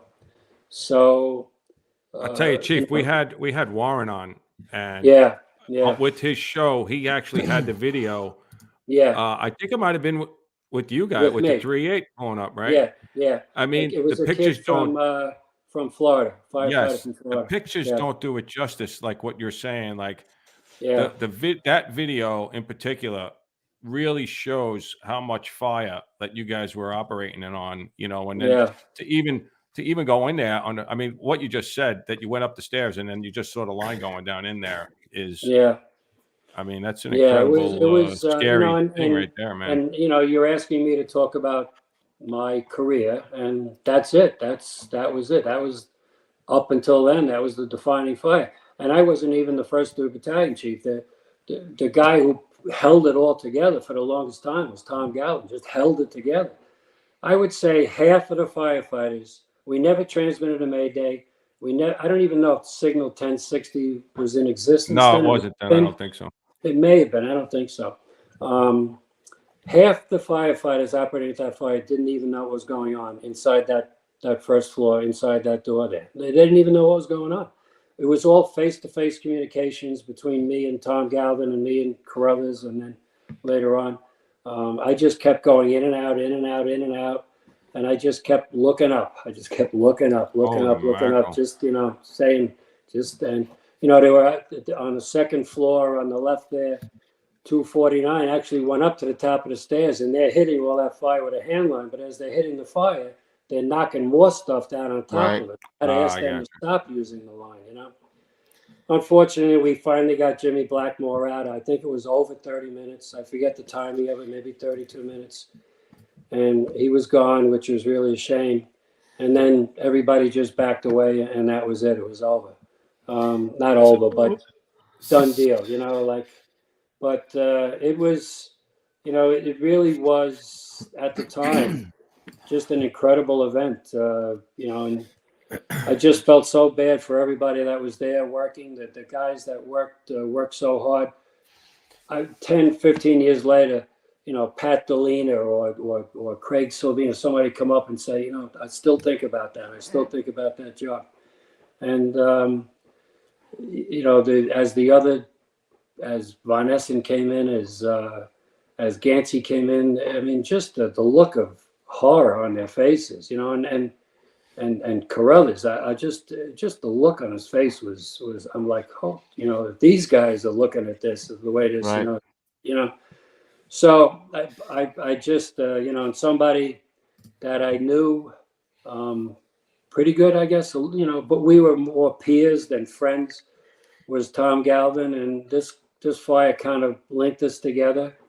That video that Warren showed you, and what Warren did was he matched the audio. Right. He showed us that. Yes. It's a phenomenal video. I just wish that young guy jumped in front of 176 instead of staying in the back the whole time.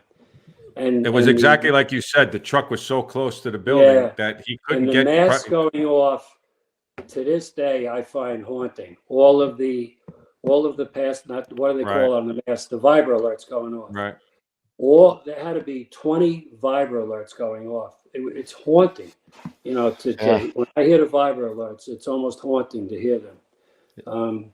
Is there anything that you took from that job, Chief? Anything that you took that you used throughout the rest of your career? You know what? So there were guys that were running the battalion chief command course at the time. And they were really effective. Tom Kennedy, Nick Visconti, people like that. They asked Tom Galvin to be part of that because of his role at this fire. They knew that, you couldn't ask for a better younger guy to come in and do that. I rode Tom's coattails into that job a little bit. So it was, what you take from the fire. What are you going to say? You can't say you're not going to go in and search for a civilian. You're not going to say, we're not going to put the fire out. We're not going to, but you can say that we're going to respect the fire more, maybe communicate a little bit more, and use that more for credibility for what your next level of instruction and might be. I'm believe me, I don't want to You'll know what I mean, but it kind of like put me on the map in a sense. I was just a happy battalion chief in Battalion 38. After that, we went down and we briefed Cal and Pete Gansey, Bill Feehan, Von Essen, Carruthers, and we briefed them for about an hour and a half on this. And Feehan looked at me and says, that's one of the most unbelievable fires I've ever seen, you know? And, you know, he kind of remembered after that, you know, Right. and you know, but it was a turning point for me. So, Chief, you know what I remember about that job? We had just become the squads, but we weren't online yet. And I've told this story. We yeah, at 288 actually got relocated to 332, right. and we were listening to it. And I remember seeing his shoes on the floor, and then Chief started coming back into and they were telling us about the job. More and more chiefs. Yeah. That was kind of like the staging area as the job was winding down, and we stayed there till the morning, I think, if I remember right. And I remember seeing his shoes there. You know what I mean? Yeah. Boss's shoes there, and Right. Yeah. very surreal. Oh yeah, that you never forget that. Nope.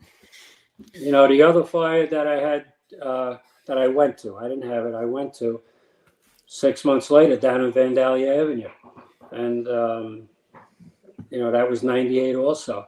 I went down, I think, as a third alarm chief.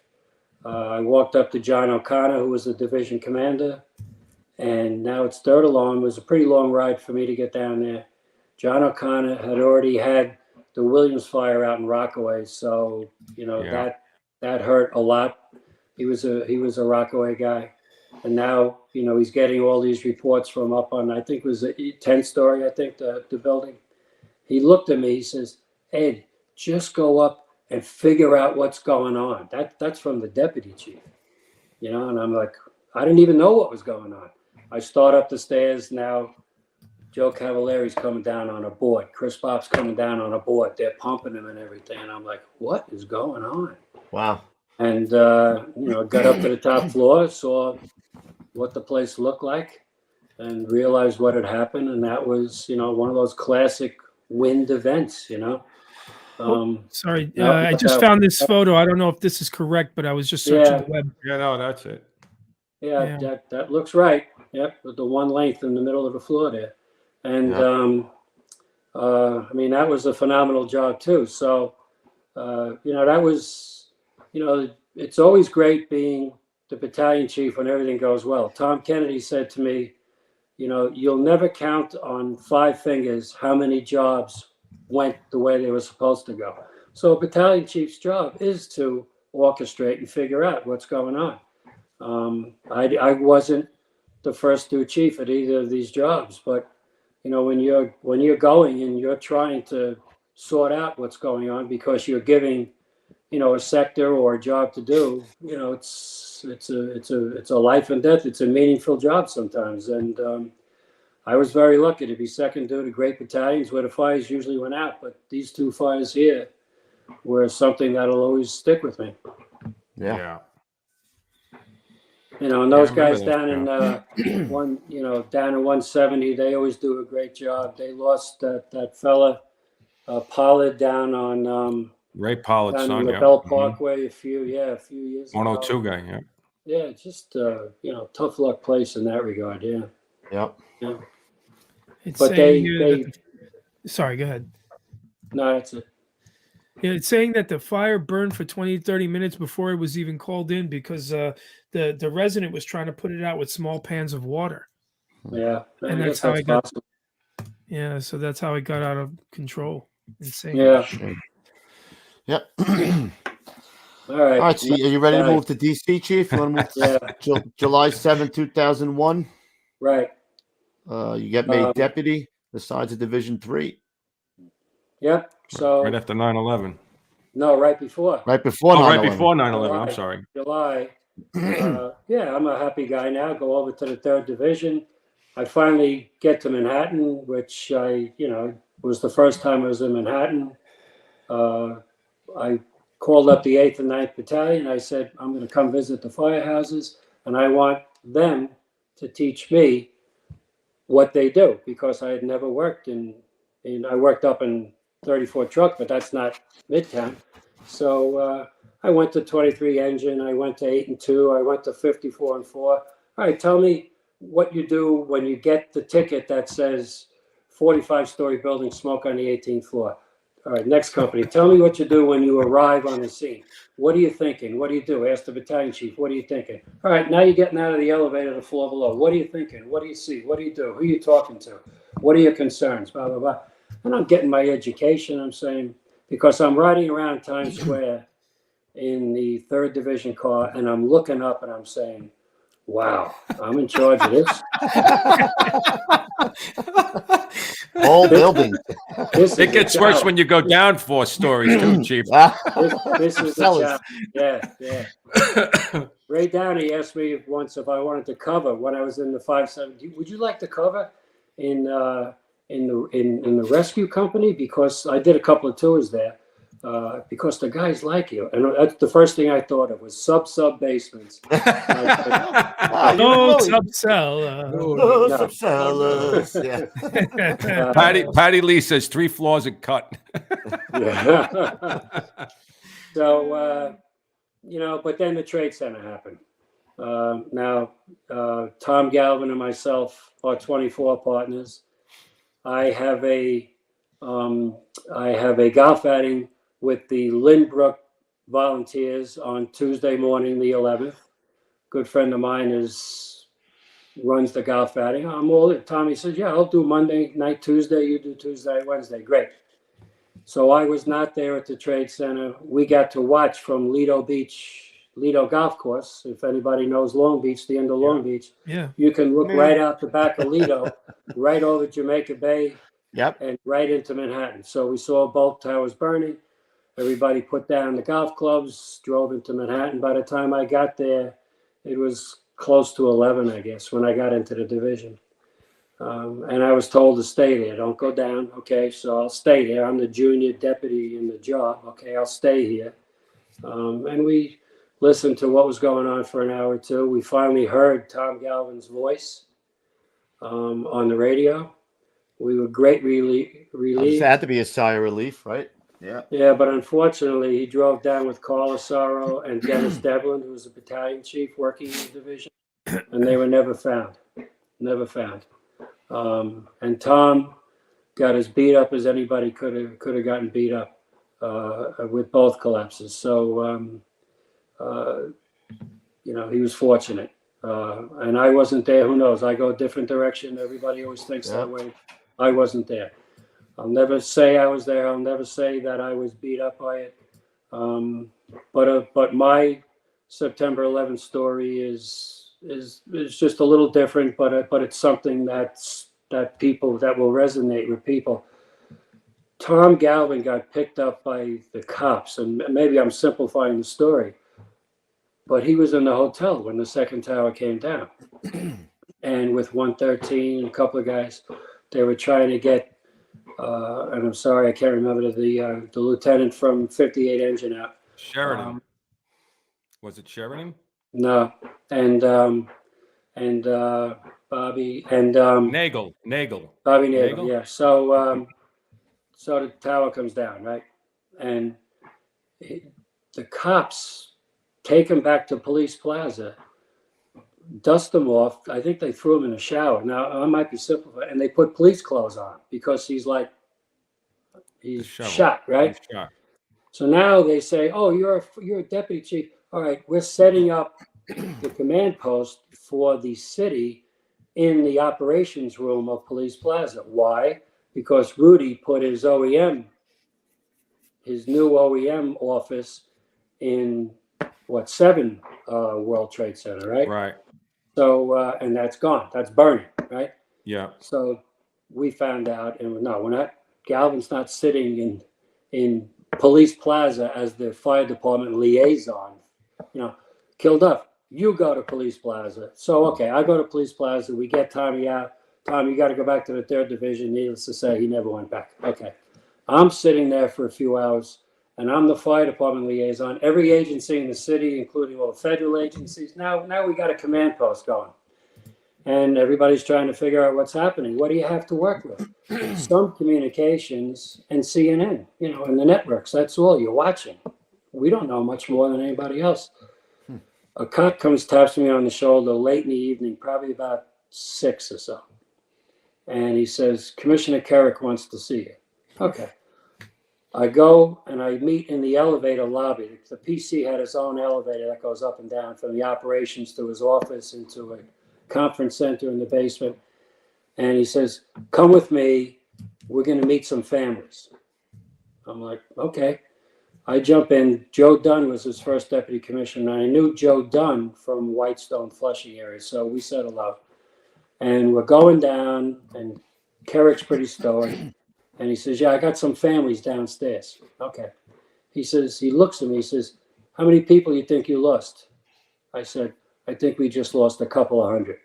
And he looks at me like a look I've never seen before, and he never said another word.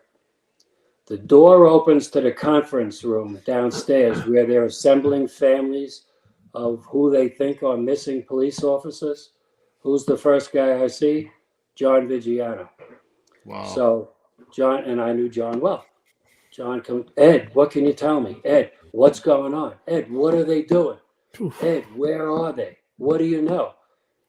I'm removed in some sense. I don't really know. And I just remember saying to John, if anybody's going to get out of this, Joe and John are going to get out of this. They're going to get out. They're probably down in the subway station.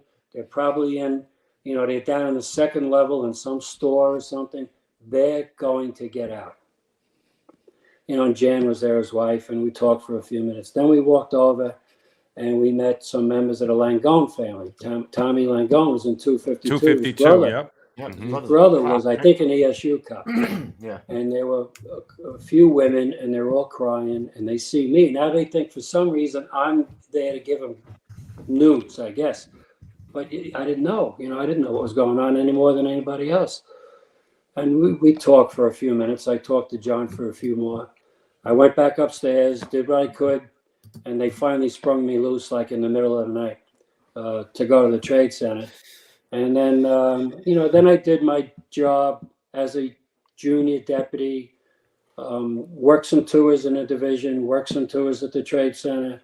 I got recruited to do those task forces that we ran in from Wilkes Point, from Shea Stadium for a couple of weeks. I, brought them in every day. Did a few weeks. Then Sal Casano asked myself and Pat McNally to be the night commanders. After a couple of weeks, after a few weeks, things were going pretty well. The few staff chiefs that were around were kind of like there all the time. I think he wanted to give them a little time, kind of back. So we did that for a month. That was really good. That was a great job to have. And we worked it well. I got to know a lot of people. A lot of people saw me. And what did I do? I just made sure everybody was safe, because that's all you could do. Try to adjudicate all the little feuds that erupted between our guys and the Port Authority guys. The PD was not a big problem, but the Port Authority guys. And we did that for a month. And then in between that, we did what everybody else did, went to funerals and everything. That was kind of my time at the Trade Center. That picture, Pete, put that picture back up, please, of with the firefighters. Oh. So this picture here was taken by a woman whose name is Andrea Booher. If you remember, the Giants played out in Denver the night before, and they were going to take a plane back Tuesday morning. They played Denver Monday Night Football. All the planes were grounded. The Giants couldn't get up in the air. The Maras knew somebody in Washington, D.C., I guess, and they gave the Giant plane permission to take off from Denver, and I think they went to Philadelphia, something like that. This girl, Andrea Booher, was a FEMA contractor, and she managed to get on the plane with a couple other FEMA people, and she came in, and she took pictures for weeks, and her pictures are phenomenal. This picture happened to be shown in in a magazine article that was not complimentary to firefighters at the Trade Center, basically calling them thieves and people that were seeking hero, status and worship and everything. And this guy's name was Langerschweid, and he wrote very, very acidic article about the Trade Center. In other words, the guys from the building department and the guys who do the heavy construction in the city, they should have been in charge of this, not the firefighters. And the firefighters pirated this job away. And he puts this picture right over a description of accusing Ford truck of stealing jeans. 3 flights down, the jeans ended up in their truck, and he was accusing Ford truck of stealing jeans before they died at the Trade Center. So this picture was used in the magazine article. And I looked, I said, oh, geez, that's me. Great. With a bunch of firefighters. Yeah, the article, the script of the meat of the article is right under this picture. So I got to know Andrea Buller, and she sent me this picture, and it's something I'm proud of. Now, this is Thursday morning in front of 10 and 10. They just made a little path that came down and turned at 10 and 10, and we were trying to get a group up and running at 7:30 in the morning. And these guys from all over the country, as well as a bunch of our own guys, and we went to work. I was convinced we were going to find people on Thursday morning. Yeah, I thought that too. So what am I telling them? I'm telling them, everybody put gloves on. Everybody be ready. Everybody, listen out. And the reason we're turning around is because a horn went off because somebody thought that some part of a building was going to fall down. That's why we were all turned around looking. In any case, I think it's a good picture that defines what went on. That guy who wrote that article, is he dead? Langerschweid, William Langerschweid. No, Petey, look that up. See if he's dead. But Should be. He died, that son of a bitch. Well, yeah. Chief, There was speaking a of woman- Ford truck, there's a photo you sent us from the New York Times. I know it's a different context, but just to So we you know. can move right to that. So this is actually 10 years later. And this was when Osama bin Laden was killed in Pakistan there. And I came to work. I used to get the Times every morning, and I opened the Times. Now we know about Osama bin Laden being dead. And I looked at this and I said, that picture defines the fire department for the last 10 years. Yeah. For the last 10 years since the Trade Center. And if anybody should be sitting on their aerial ladder in Times Square celebrating Osama bin Laden dead, it's those guys there. And I hung that picture up in my office, and I just always kept it and always looked at it. Always. Shot, man.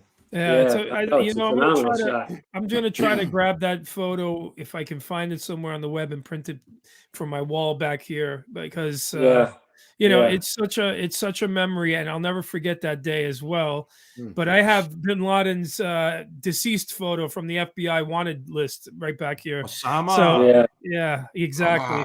Yeah, here it is. Hold on, I'll give it to you. Osama. And let's not forget, much better, how they smoked his son.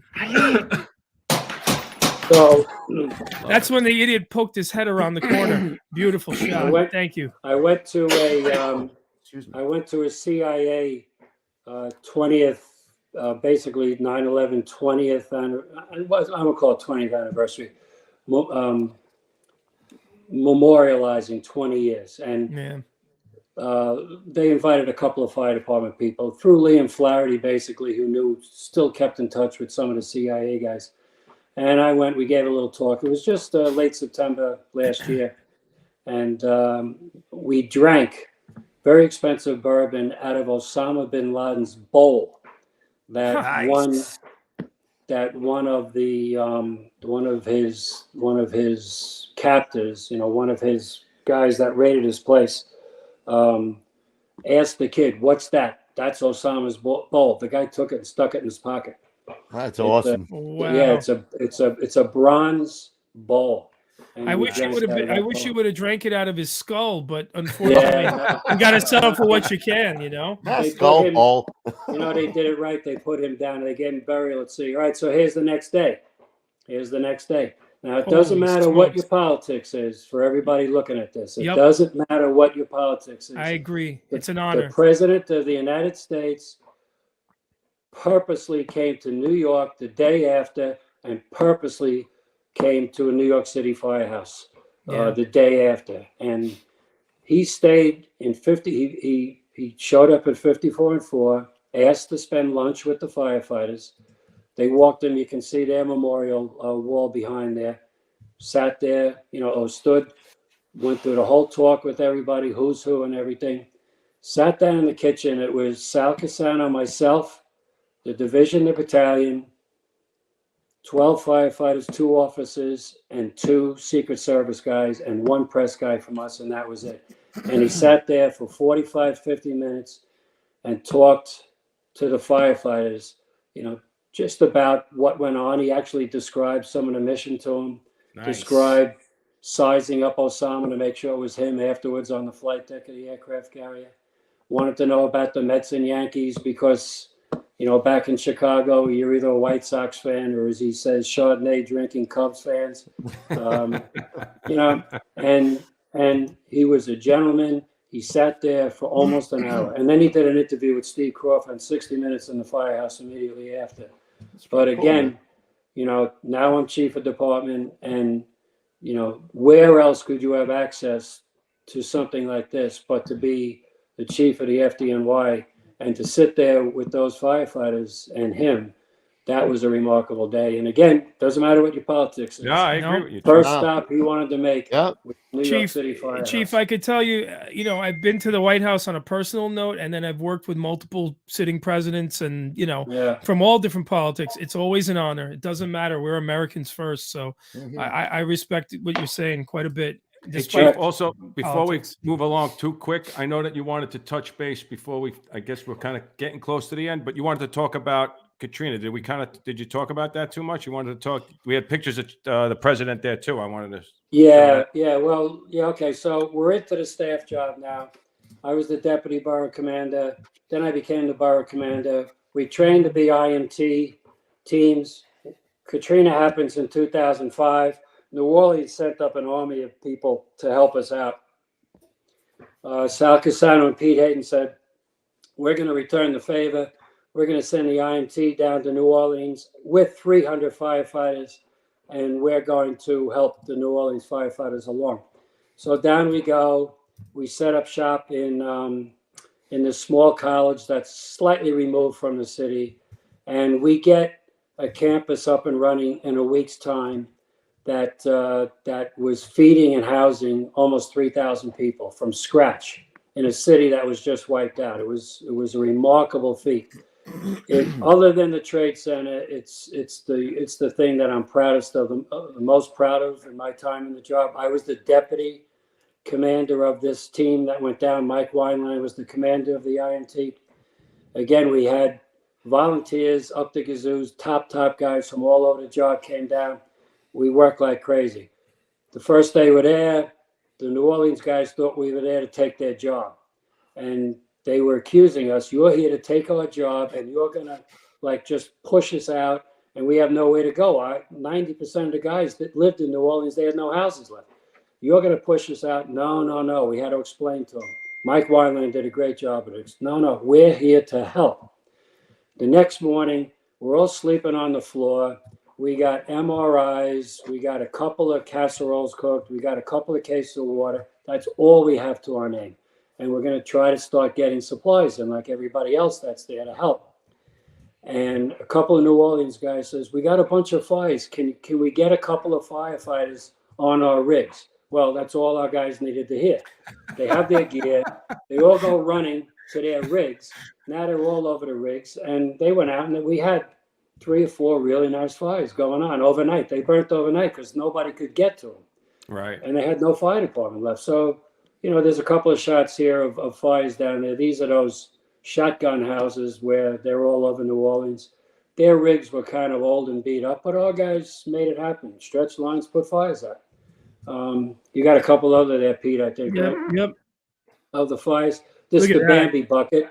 We almost got a couple of guys killed because somebody was up in in a helicopter with a Bambi bucket, and they thought that was the best thing to do. So the first day, everybody came back, and all they did was like complain about the Bambi bucket. So we got that shut down pretty quick. But this you one know, here. that was the icebreaker for our guys to go to their fires and work alongside them. And then after that, they trusted us. They trusted us. And then for 6 weeks after that, we basically set up and structured their fire department, rebuilt some of their firehouses. And there were some departments from Maryland and from Chicago down there also, Chicago area. And they were just as instrumental as we were. But How the long were you down there INT, total? I'm sorry? How long were you down there total? We were down in 2 week shifts, 2 weeks, 2 weeks, 2 weeks. So 6 weeks 6 total. weeks altogether? 3 shifts, yeah. So we passed through September 11th. So George Bush came down. I don't think he was there September 11th. I think he might have been there that afternoon or the day after he came down. We figured he shook 2,500 hands down there. Well, about 1,500 hands when he was down. That's why one of those pictures of him was the sweat ball. Sweating like an I animal. mean, I got him. He went up and down the lines and shook guys' hands. And Bobby Maines put him on the line with Pete King, and he's, hey, I'm down here with your guys, Pete. And Pete King, we knew him. Take care of him. Blah. It was great to have him come in. He comes down in his chopper. We showed him around. September 11th down there, obviously that's a solemn day for us. There's me with Pete King at a drill in Just figured I'd throw that in there. downstairs. Yeah.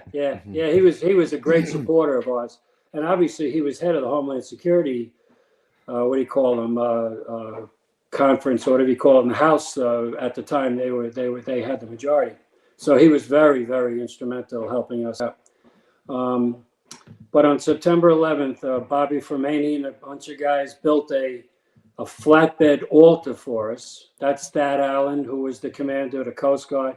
We all know that a week or two after things settled down, the Coast Guard are the ones that came in and put some structure to the whole city. That General Honore came in.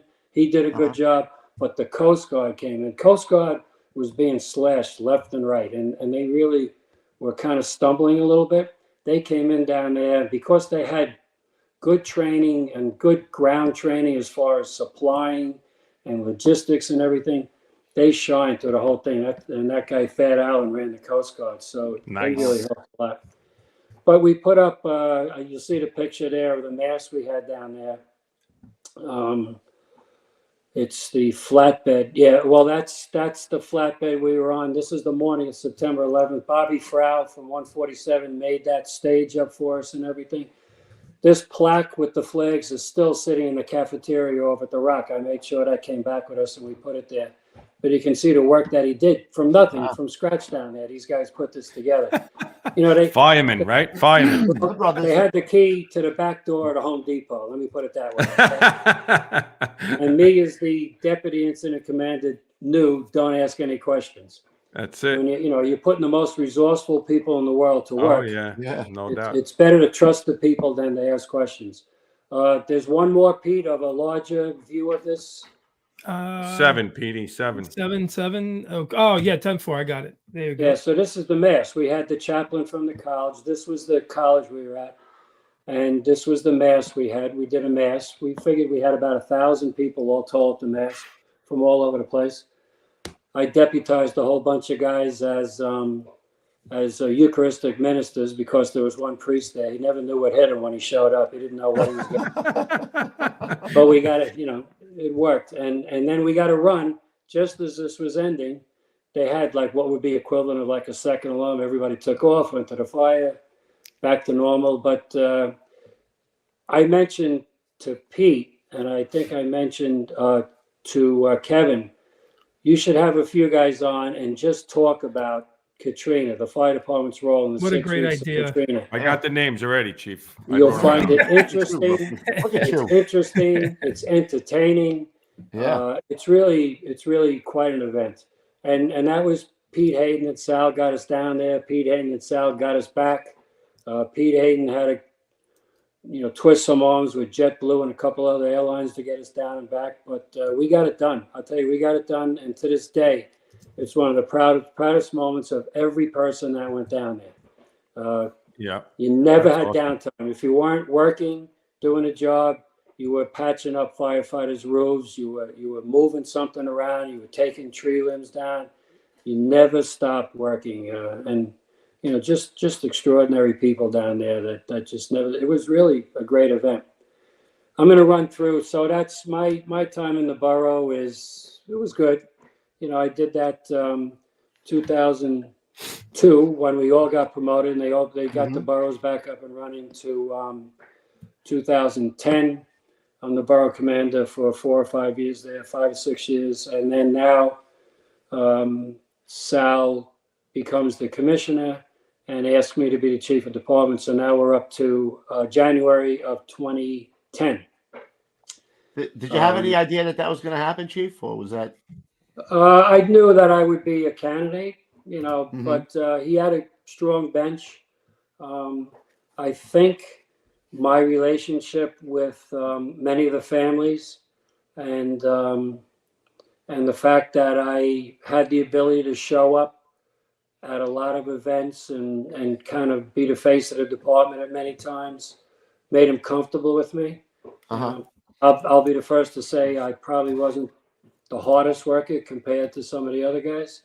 I had a little bit of a charm life over in the borough, as opposed to the guys that were in headquarters that they were just, they were workaholics really. But I think he was comfortable with me, and I knew him well from the 15th Division when he was at DC in the 15th Division. We had a real good relationship. So I think he was comfortable with me. I think that would be the best way to put it. When we were off and running with that, we had a really, really good team already working. We went through, Sal was the chief operations.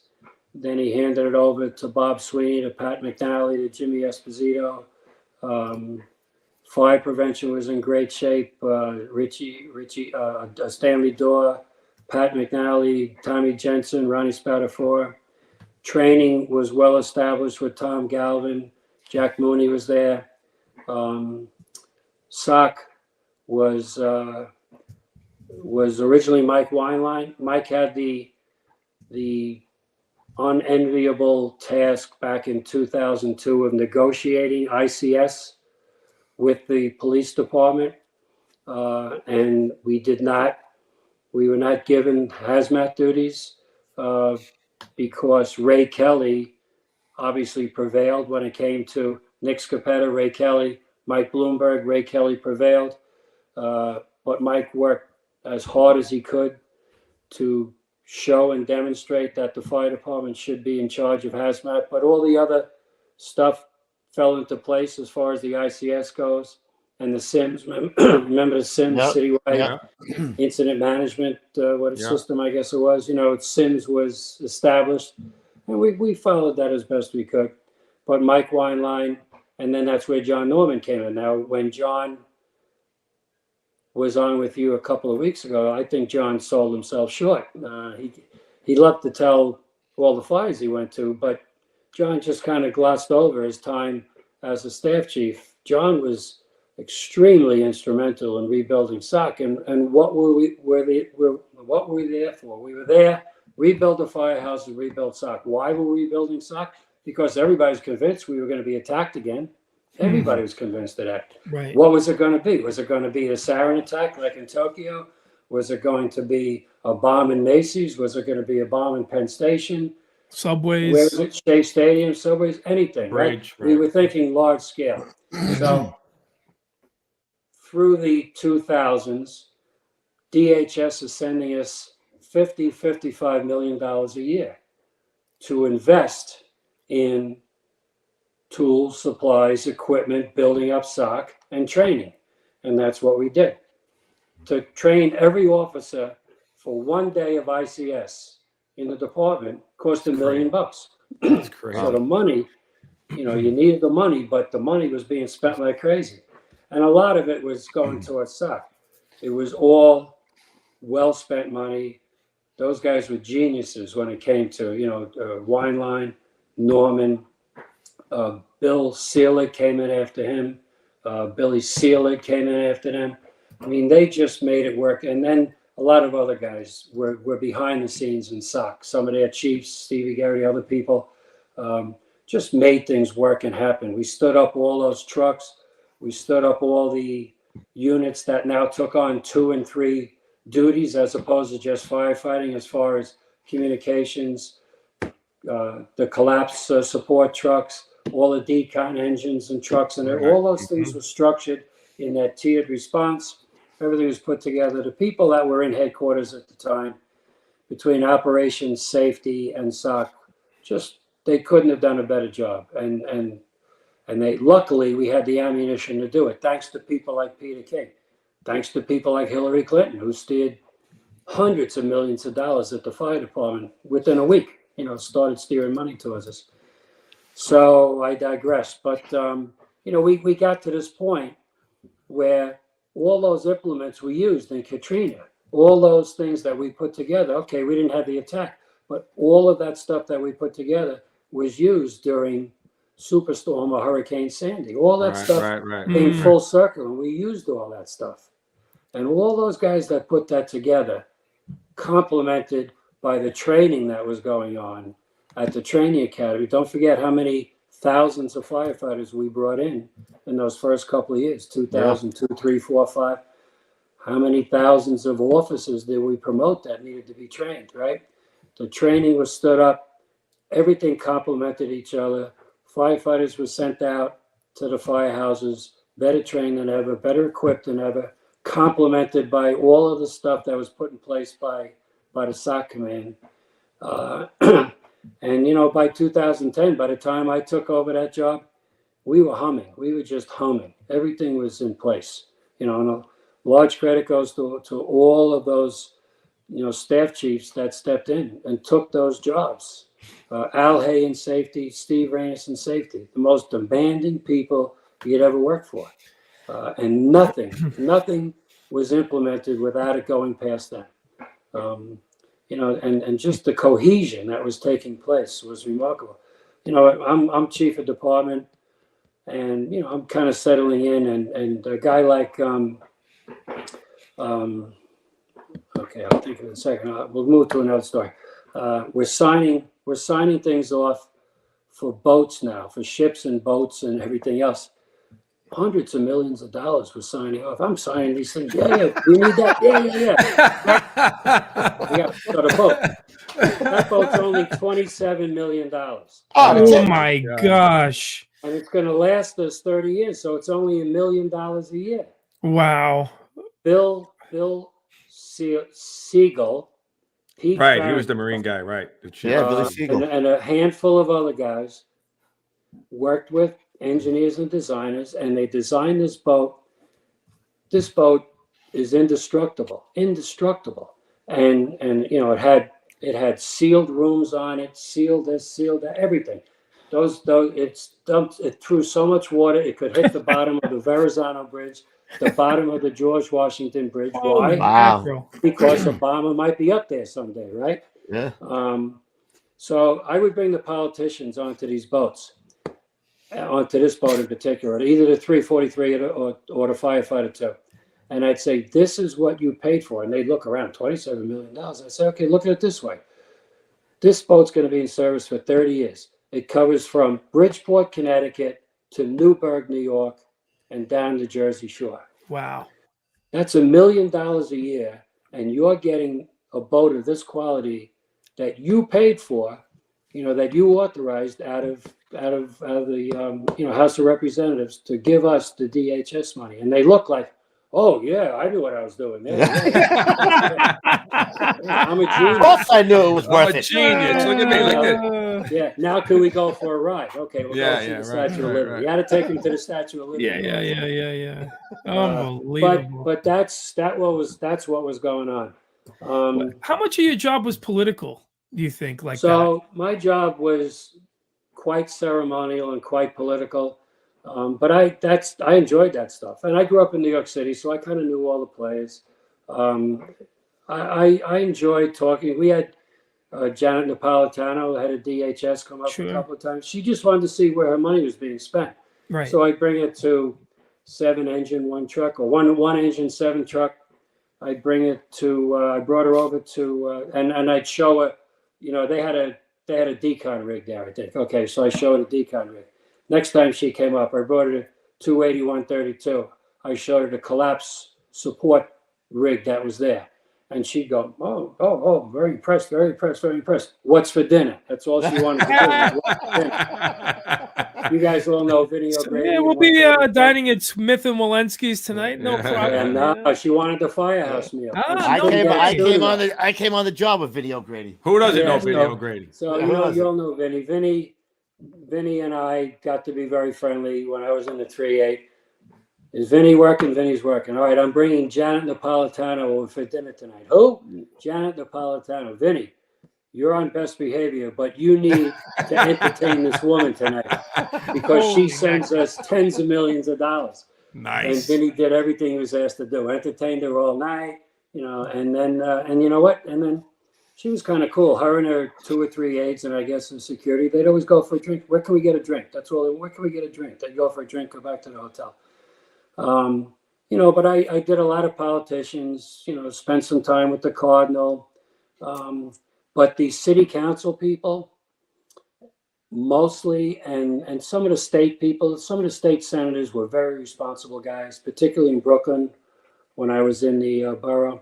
Asked a lot of questions, but a lot of the right questions. We closed 6 companies, don't forget, in 2003. Bloomberg closed 6 companies, 4 of them were in Brooklyn.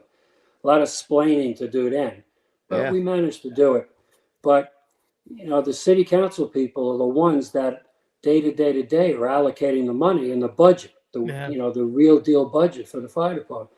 So you wanted them to feel like their money was well spent. Yeah. And that you were on their side too, right? Like you had to play the game in order to allocate these funds. Absolutely have to.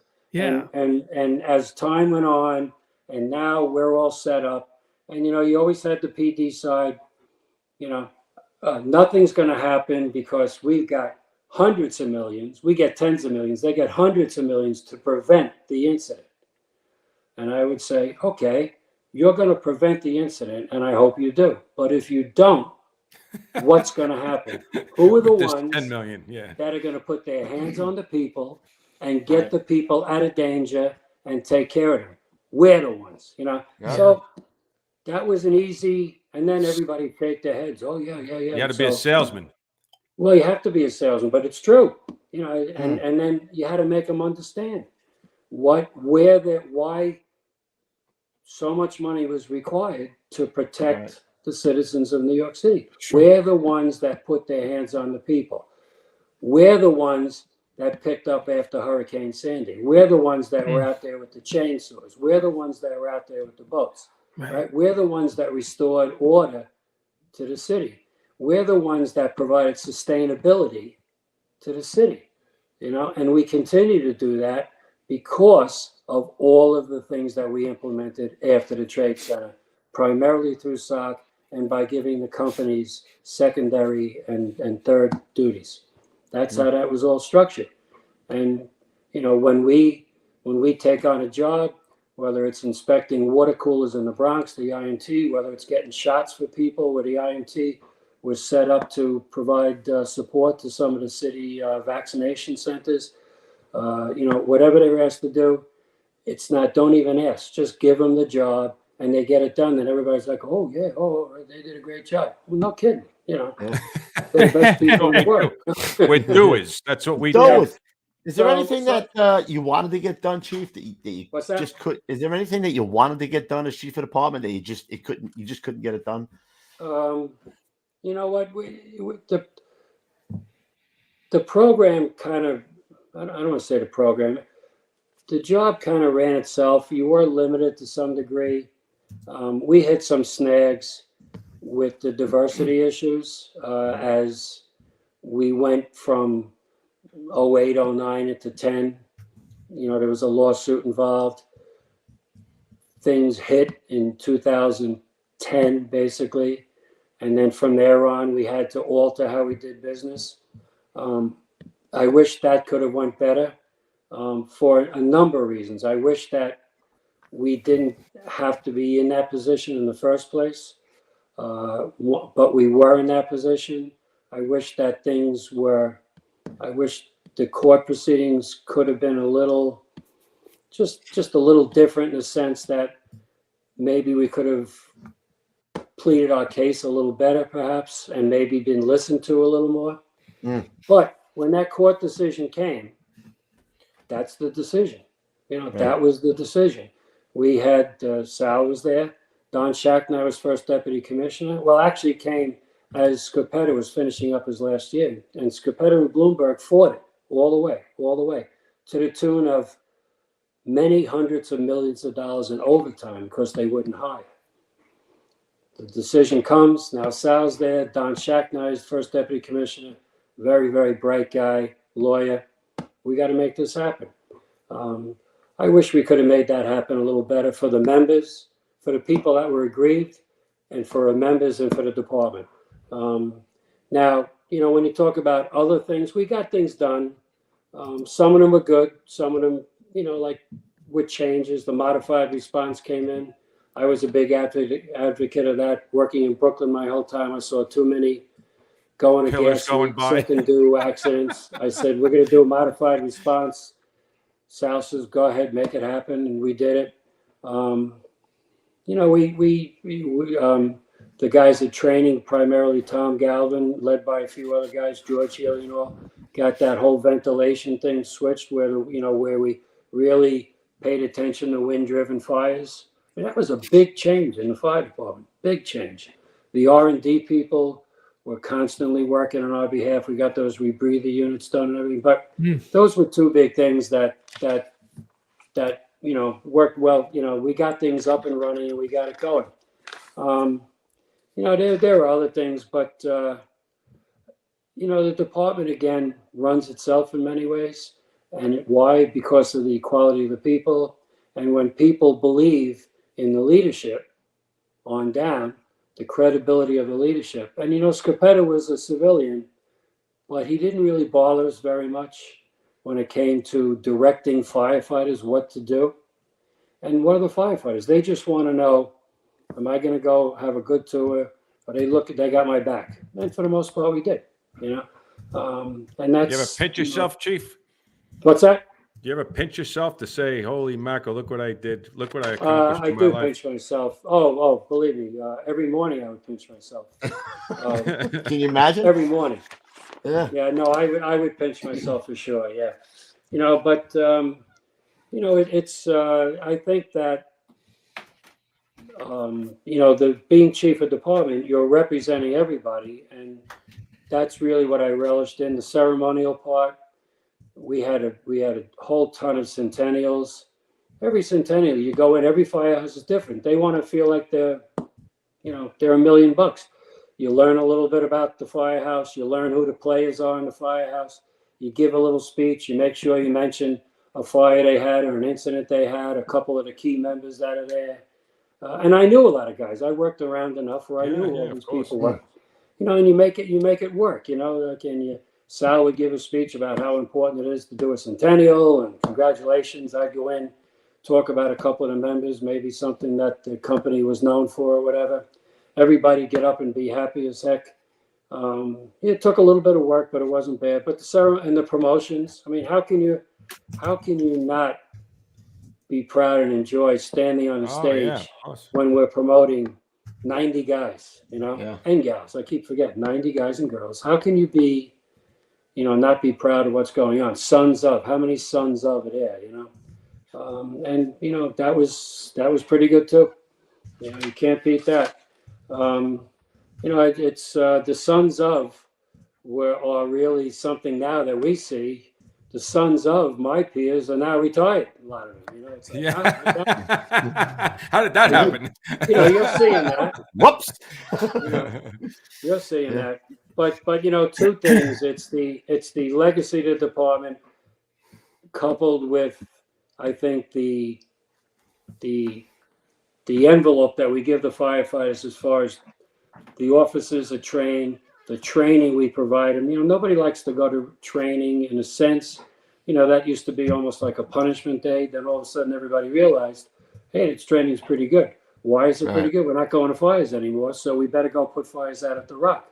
You know, how many people you think we saved by those simulated fires? And some of them, they kicked their butt pretty good over there. They're real. Oh, Some yeah. of them were real They had deal. names for them that were like, mayhem and devastation and, everything else. Oh my God, that was good. How stuff. do you think Bro. firefighters and officers learn if they didn't go to the Rock, 4 or 5 times a year and get their butts kicked, at a simulated fire? So, and that's all, nobody drove the department more than Tom Galvin once he got a hold of training and the people that he brought in over there. And that's another topic. Now, I can say here, and I know he's watching, I can sit here and say the guy more than anybody who drove the department after September 11th was Tom Galvin. And that's no slap to Sal Casano, because really he did, because he was the chief operations and the commissioner. But nobody put his heart and soul into the department more than Tom Galvin. And we all fed off him. And we were a little scared if he wasn't pleased with what we were doing, because he wasn't afraid to let us know. And Nice. I was a bit of a sounding board for Tom in the 3rd Division. I was a bit of a sounding board for Tom when he was the Brooklyn Borough commander for about a year. He almost quit about 4 times until you had to settle him down. And then when he went to headquarters, he wouldn't, not that he wouldn't take no, but he wouldn't relent when it came time to do something that he felt was right. And we go, oh, if Tom is pretty passionate about this, we better be Gotta pretty be passionate. good. Yeah, yeah, about it. right. Yeah, Commissioner. Yeah, we agree with him. Yeah. That's a good What idea. Tom said, yeah. So that's the guy. I don't know if he's willing. Give him a call one of these days. Oh, Yeah, we'll get him. I'm gonna We'll ask you for his number. He's and I on the think back of people my paper. appreciate him. But Okay. the training, I always said the training was the common denominator of the department. Why? Because of the quality of the trainers, the quality of the training, and the benefit that everybody got from that quality. Tom brought in people. Nobody wanted to go to the Rock, right? When he first came on, go to the Rock. Nobody wanted to go to the Rock. Yep. And then now you go to the Rock, with your company, and you look around, and he'd have guys with 25, 30 years there who were not only, having a good experience over there, but building more, creating more, putting more in. Oh, the flashover simulator really was an. Wouldn't you rather all that stuff was great. somebody with like a Tom McGoldrick from 123, who's he's running simulations? Wouldn't you rather hear from him how to do your job than some guy who's there because his wife works, Monday I to Friday understand. for Yeah, whatever yeah, reason, no Guys doubt go about there it. for whatever reason. No But doubt when about guys it. go there because they know that's an A team and that's a real good place for me to be, and I can do something for the job, which is what we instilled in people by telling them that. Look at the quality of the product that took place, right? Yep. Yeah, no doubt So, about it. we were always proud of that. So, You're I don't doing know. good, That's my Chief. story. I Yeah. don't know. Is that all you got? Really? Well, Well- that's it. We I have only 11 went to pages 10:30, which we haven't done in like a year. For crying Hey, out listen, loud. we got a chief of the department. He can go to 11:30. We just Yeah, stopped there this you go. That's what I conversation said. November 1st, 2014. So, that's where we stopped right now, as of now. So, All right, brother. that's, All right. but we left Well, things in good hands. The night's not over yet. You still have Well- the biggest segment to do, right, Kev? Yeah. What time is it, Pete? Ooh, my favorite time of the day. It's time for the old school tip of the day. Day. Take it away, sir. Oh, okay. So I'm on, huh? All right. First, I want to mention a couple of shows that I watched recently with you guys. Vinny Dunn was on about 6 weeks ago. I know he's coming back for part 2. Everybody should watch part 1 of Vinny Dunn, which took place. You guys can throw the date out when we're done, when it took place. And I believe part 2 might be coming within a few weeks. Everybody should watch that. We all know Vinny Dunn. We know the contributions Vinny Dunn has made to the department. You had John Norman on. He was very entertaining about a week ago. And before that, you had Joe DiBernardo on. Joe DiBernardo is one of the guys that I look up to the most in the department. He's seen it all, done it all. When I was a captain of 92 engine, Joe D was a deputy, and I ABC'd, I think, about 70, 80 times. And I ended up working with Joe DiBernardo many times. He'd come in, he'd draw a diagram of the building. He'd ask you, how's it going? He would listen for a couple of minutes. He'd say, all right, everything looks good. He'd turn around, talk to the members, talk to whoever he needs to talk to, ask an occasional question, come to the firehouse afterwards, ask if everybody's okay. He'd visit the firehouse when he was trying to go around at night. He'd sit down, always, he's the kind of deputy I want to be, but that's a show worth watching, Joe D. And obviously we all know how Joe D suffered later when Joey went out the window on Black Sunday and then died 7 years later. So 3 great shows. If you want to learn something, look at those guys. My tip of the day is, number 1, educate yourself when you get in the job from day one. And education means reading the books. It means asking questions. It means appreciating the value of training, and appreciating the value of training with the larger group as well as with the immediate group that you're working with. What can I do to bring to the incident, and what is my training going to do that's going to make me a better firefighter? The purpose of training is, we all know what Plan A is because we learned that in probate school and we read it in the books. Everybody has to have a Plan B. And the informal training that takes place in the firehouse, which we lost a lot of after September 11th, but it's still there. The informal training gives you a Plan C. Have to have Plan A, Plan B, Plan C. It's all based on training, knowledge and education. You can never go wrong, okay? Be a student, know the whys and the hows of what's getting done in the firehouse. Next thing is develop relationships. John Norman, I think, touched on this. One of the things that I think allowed me to have a good tenure in the department, get to chief of department, have some success, was because of the relationships that I formed all the way up. I can still remember the names of chauffeurs and engines and trucks when I was a covering lieutenant and captain, and when I'd see them in the street or see them at an event, I'd remember their name. I remember everybody that influenced me, and I would try to influence back in that regard. But the relationships that you develop, and sometimes you have to go beyond the walls of your battalion, your division, even if you're a firefighter. Get to know what's going on in the next battalion, what's topical over there. And now we've got all of the media training going on. There's no reason in the world not to not know what's going on throughout the job. Educate yourself. Find out who the players are, and develop a relationship with the players. It'll always come back to reward you.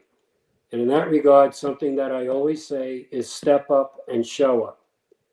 Step up for a job, for instance, going to training or going to R&D or taking a detail someplace where they're developing a product or a tool or something. Learn something outside the firehouse. Show up for all the events that your firehouse is involved in. Show up for all the events that the department is involved in. Make time to step up and show up. That makes you a player. If you're a player in a department, you're contributing to the department. You want to be considered a contributor. To me, that was the most valuable person in the department, a contributor.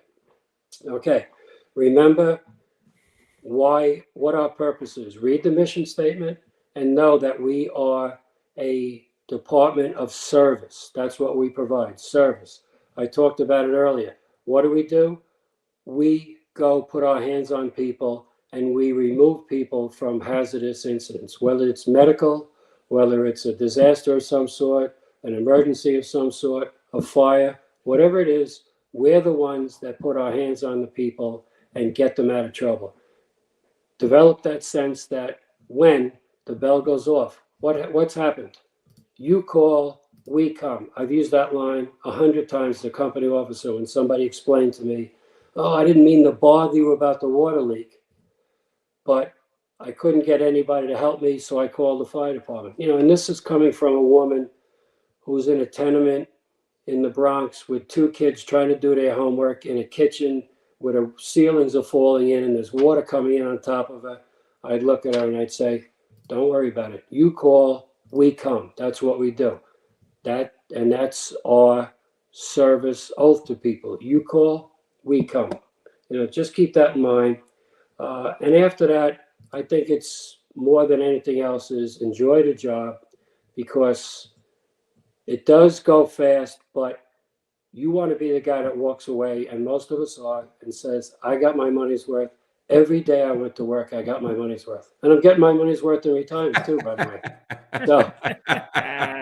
So amen to remember, that. you want to get your money's worth every day you go to work. Be that contributing member. So that's basically it.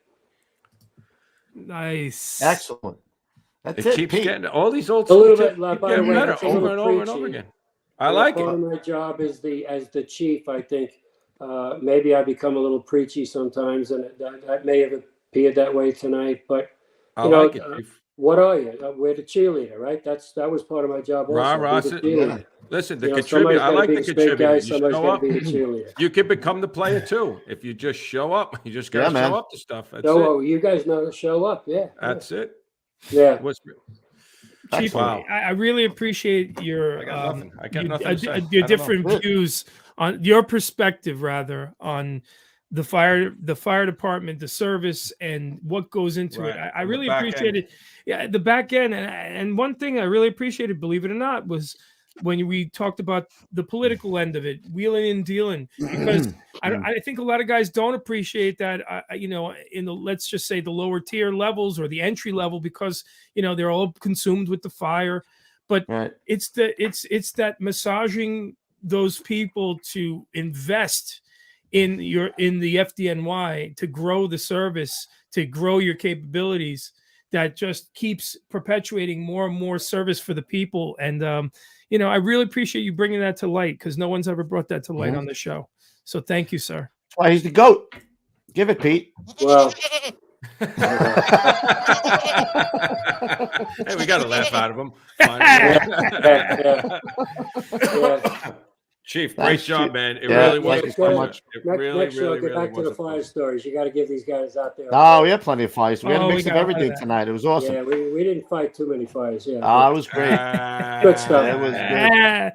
You've been to one fire, you've been to them all. Yeah. We want to hear the good stuff, How many chief of departments do you get on? We hear one fire story, we hear them all. What do you got, Ruffy? Any shout outs, brother? No, I don't have anything. I'm working on a me few. neither. I got a bunch of guys coming up. I got some new guys, new names that I've been calling. So I'm working on a few things. So I'll let you know. I'll know a little bit more next week. Okay, sounds good. All right. So remember, go to work, do your 24s. When you walk into the firehouse, whether you're a firefighter, you're a covering officer, what are you going to get when you're there? You're going to get 2 good meals and a floor show. Enjoy the job. Nice. He ain't lying. He ain't lying. I'm writing a couple Enjoy of these the down job. for t-shirts, Ruffy. A couple of jobs for That's t-shirts, not right? bad. Yeah. All right, Chief, All right. hang loose. We're Okay, gonna hang up. don't hang up. Petey's just gonna go through the spiel, and then we'll catch you on the backside. All right. Hang Thank you in there thank you for the opportunity, and thanks to everybody. Thank you for the you, opportunity. Chief. The show is Listen. nothing without guys like you. So thanks, Chief.